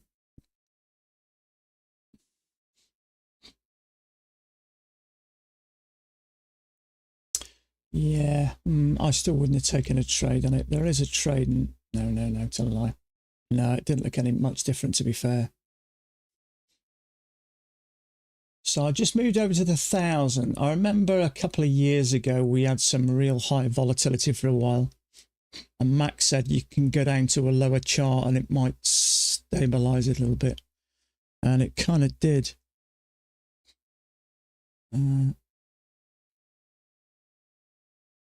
So it did what I expected it to do. There's probably going to be more down there. It was 2 legs up and then you expect it to come down and retest these lows, but there's just no real entry there. I don't know, you wouldn't even call that a lower high. I wouldn't take a trade there. Regardless of where I think it's going to go, it's just too risky, really. See, with this break new low, there may have been traders buying here, see, trying to push this thing up. Just a fractional. Yeah, absolutely. It's just a shame. If we'd have had a bearish bar there, 2 legs up and a nice bearish bar close to a measured move, I would have had a go at that. But unfortunately, we never.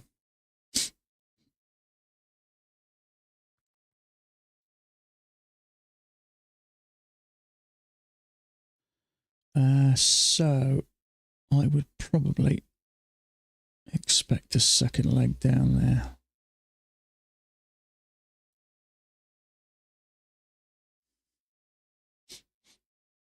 Not an easy day today. Shame about that one. I should have waited really, but sometimes you've got to make quick decisions and it's very easy to be that little bit impulsive.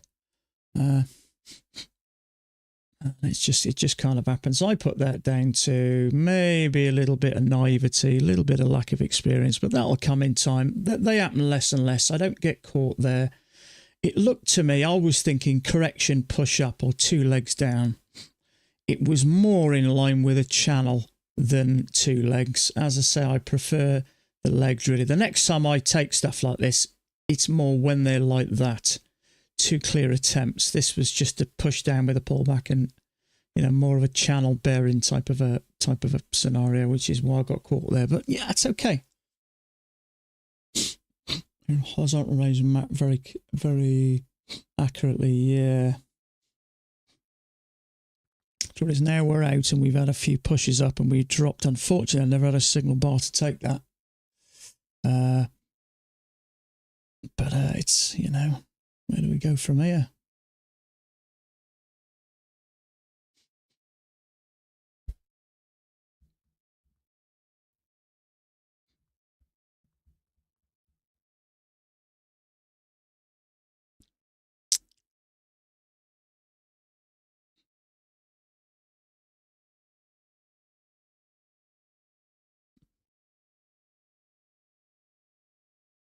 Yeah, it's a shame we didn't have a good bar there.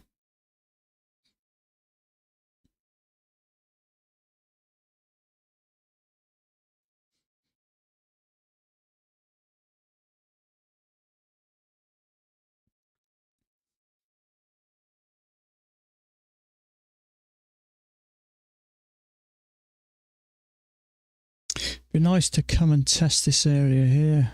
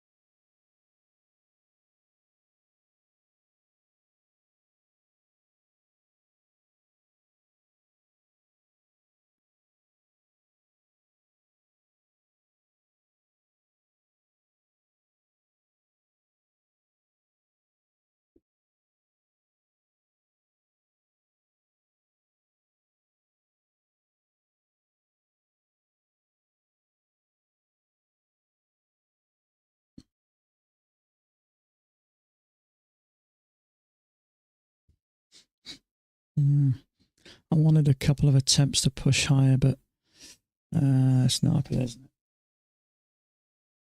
It's not happening.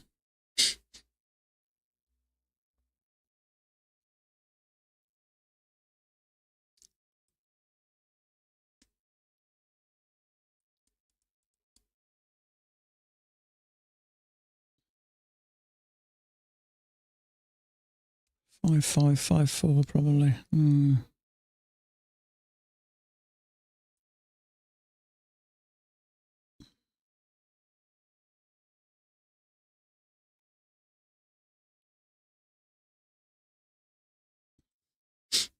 You want to pull back first before it does. So that's my target in the interim.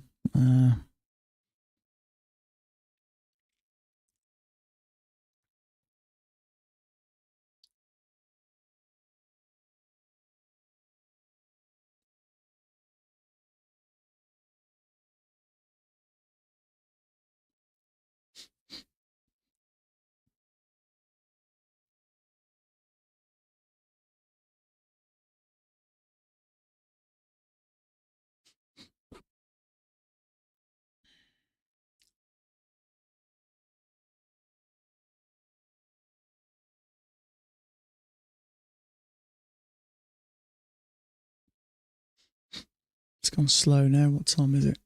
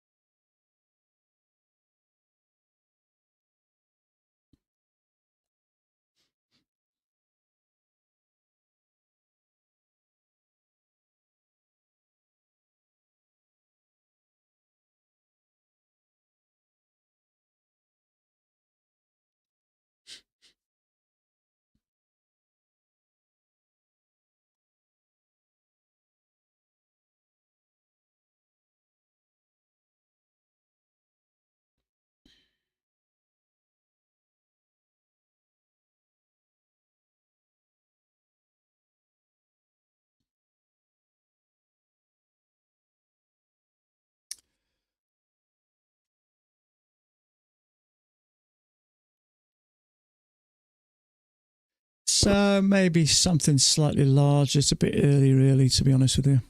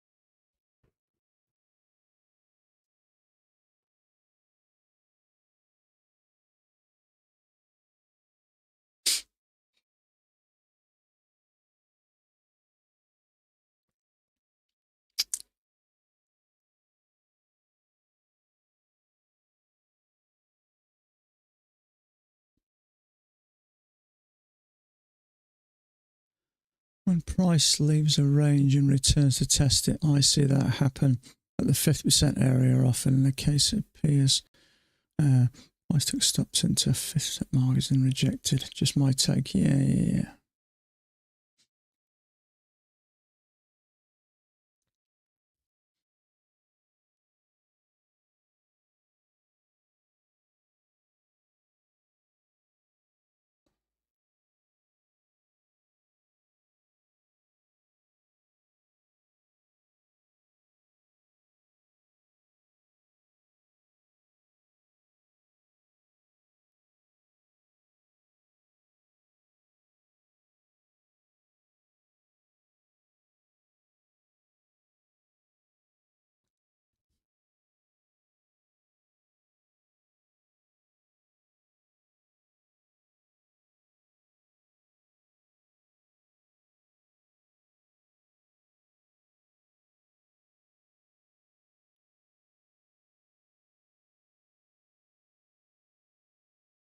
So channel break, new low.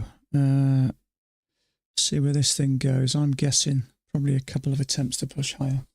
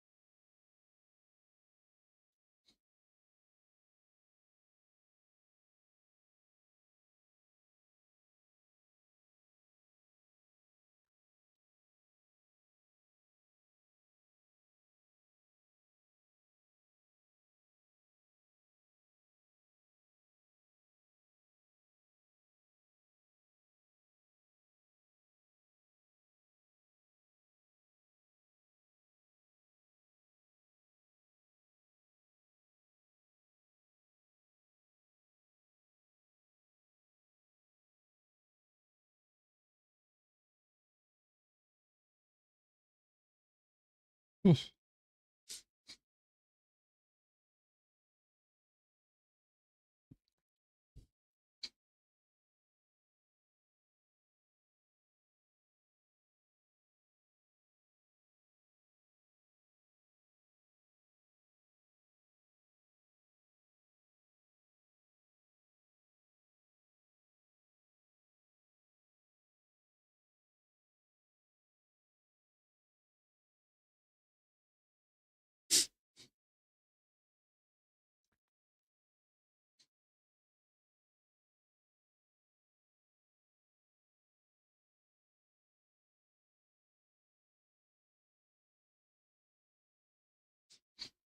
Mm.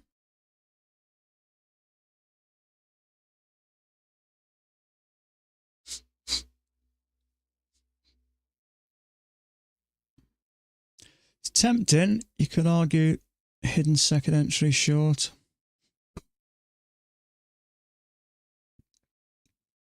Trouble is we've had a channel break and a new low, so I'd have to sit tight on this one.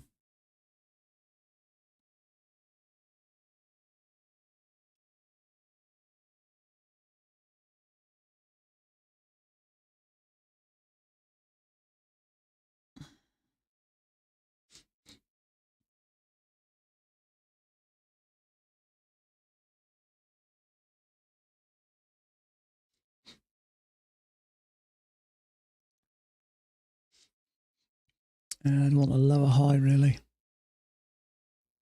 May work, but I'm quite happy with leaving that.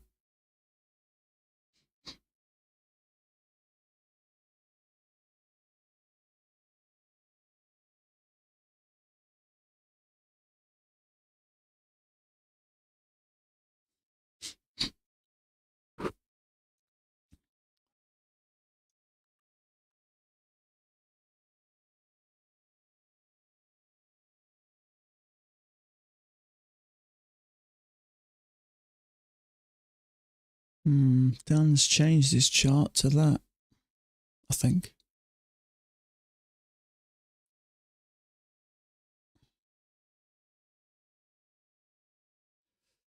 Have a look.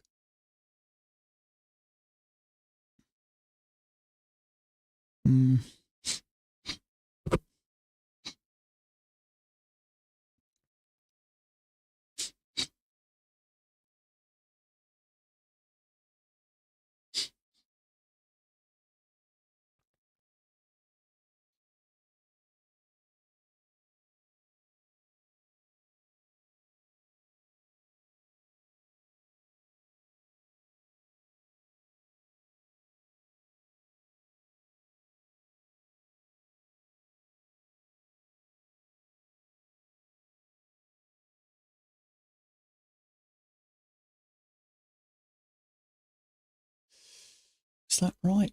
Oh, he's got it.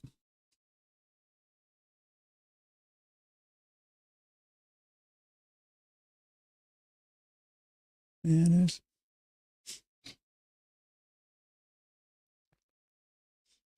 There's a high or low. I'd like to tick above there, and that may give us a second entry short. I'm just going to get an order here just in case. Order submitted.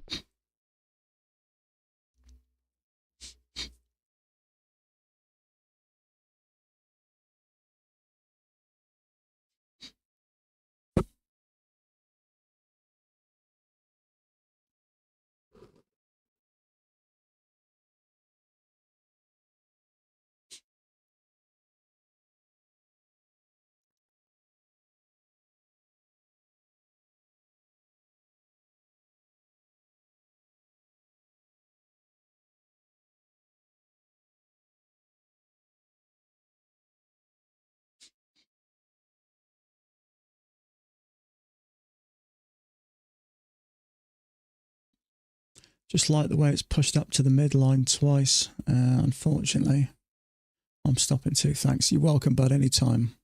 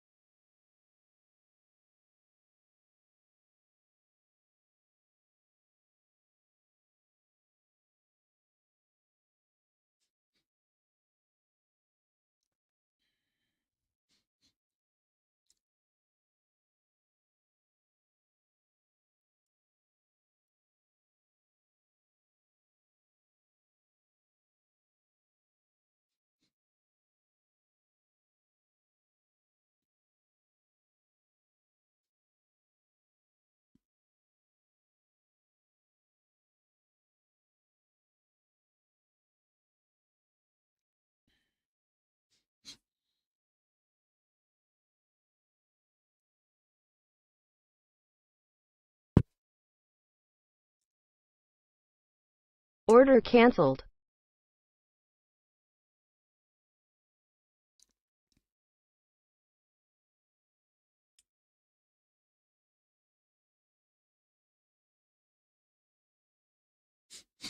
Leg and a leg. See what happens here.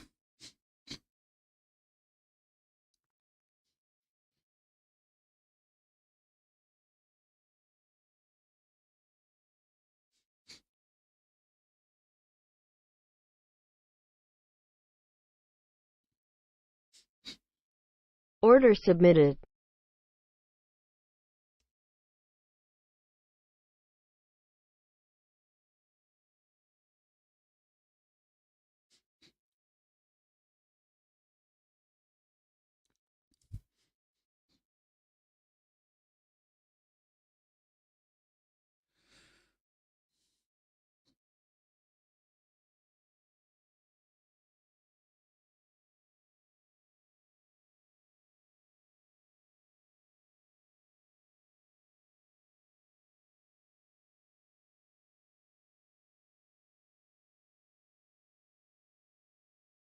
Order canceled.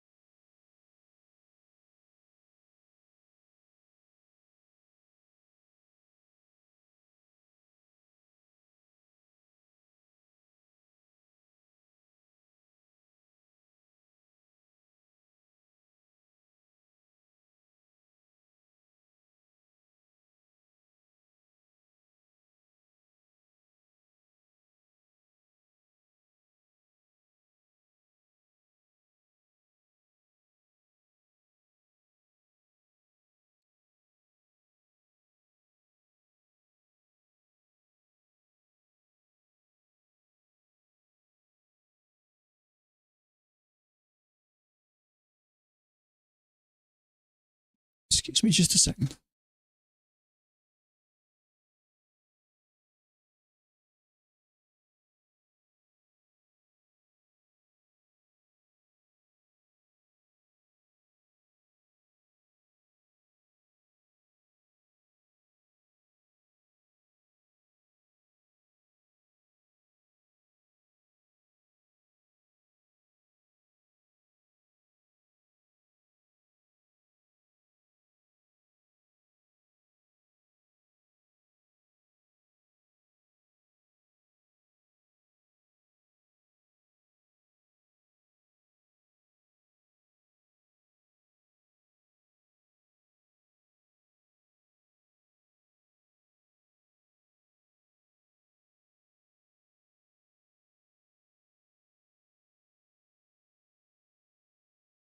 Sorry about that.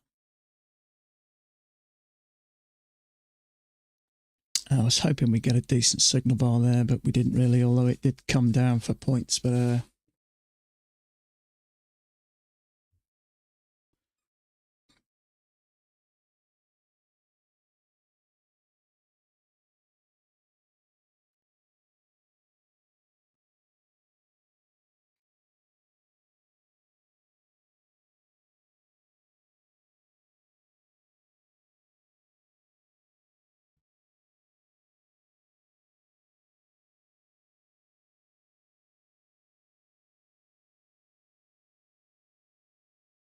'What have we been going for? So, 4 hours. That's a long day for me.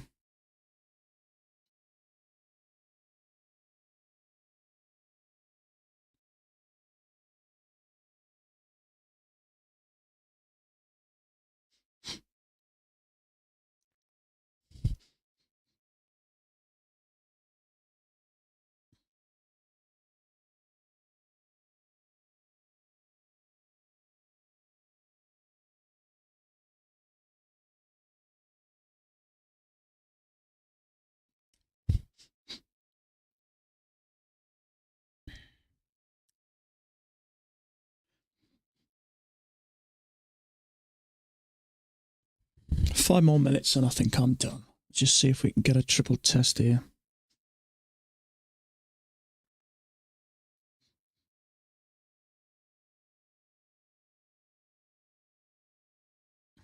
Just not like it, does it?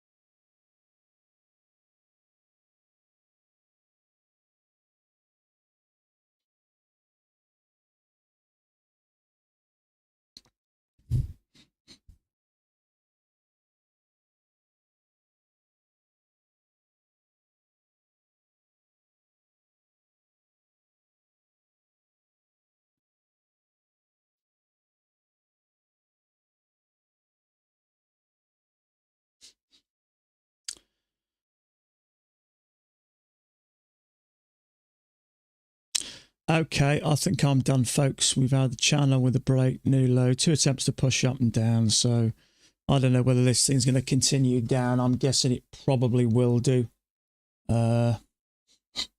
So we got 2 trades today, 1 win, 1 loss. We're down $120, $130 on average, somewhere about there, somewhere on 95, somewhere 107, somewhere 120, somewhere 130, so $125.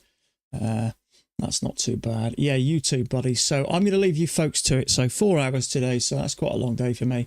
It's easy for me to trade a little bit extra in the evening because of the hour difference at the moment. We catch you up at the end of the month. So there you go. Not a terrible day there. Got stuck on that one, but then picked one up on the other on the other chart. So ATR is still a bit high, although it's coming down a little bit. I'll see you tomorrow, Karina. Yeah, definitely. You're welcome, Exponential. So I'll leave you guys to it. If you're carrying on trading, best of luck. Have a safe evening, and we'll catch up tomorrow. Bye for now.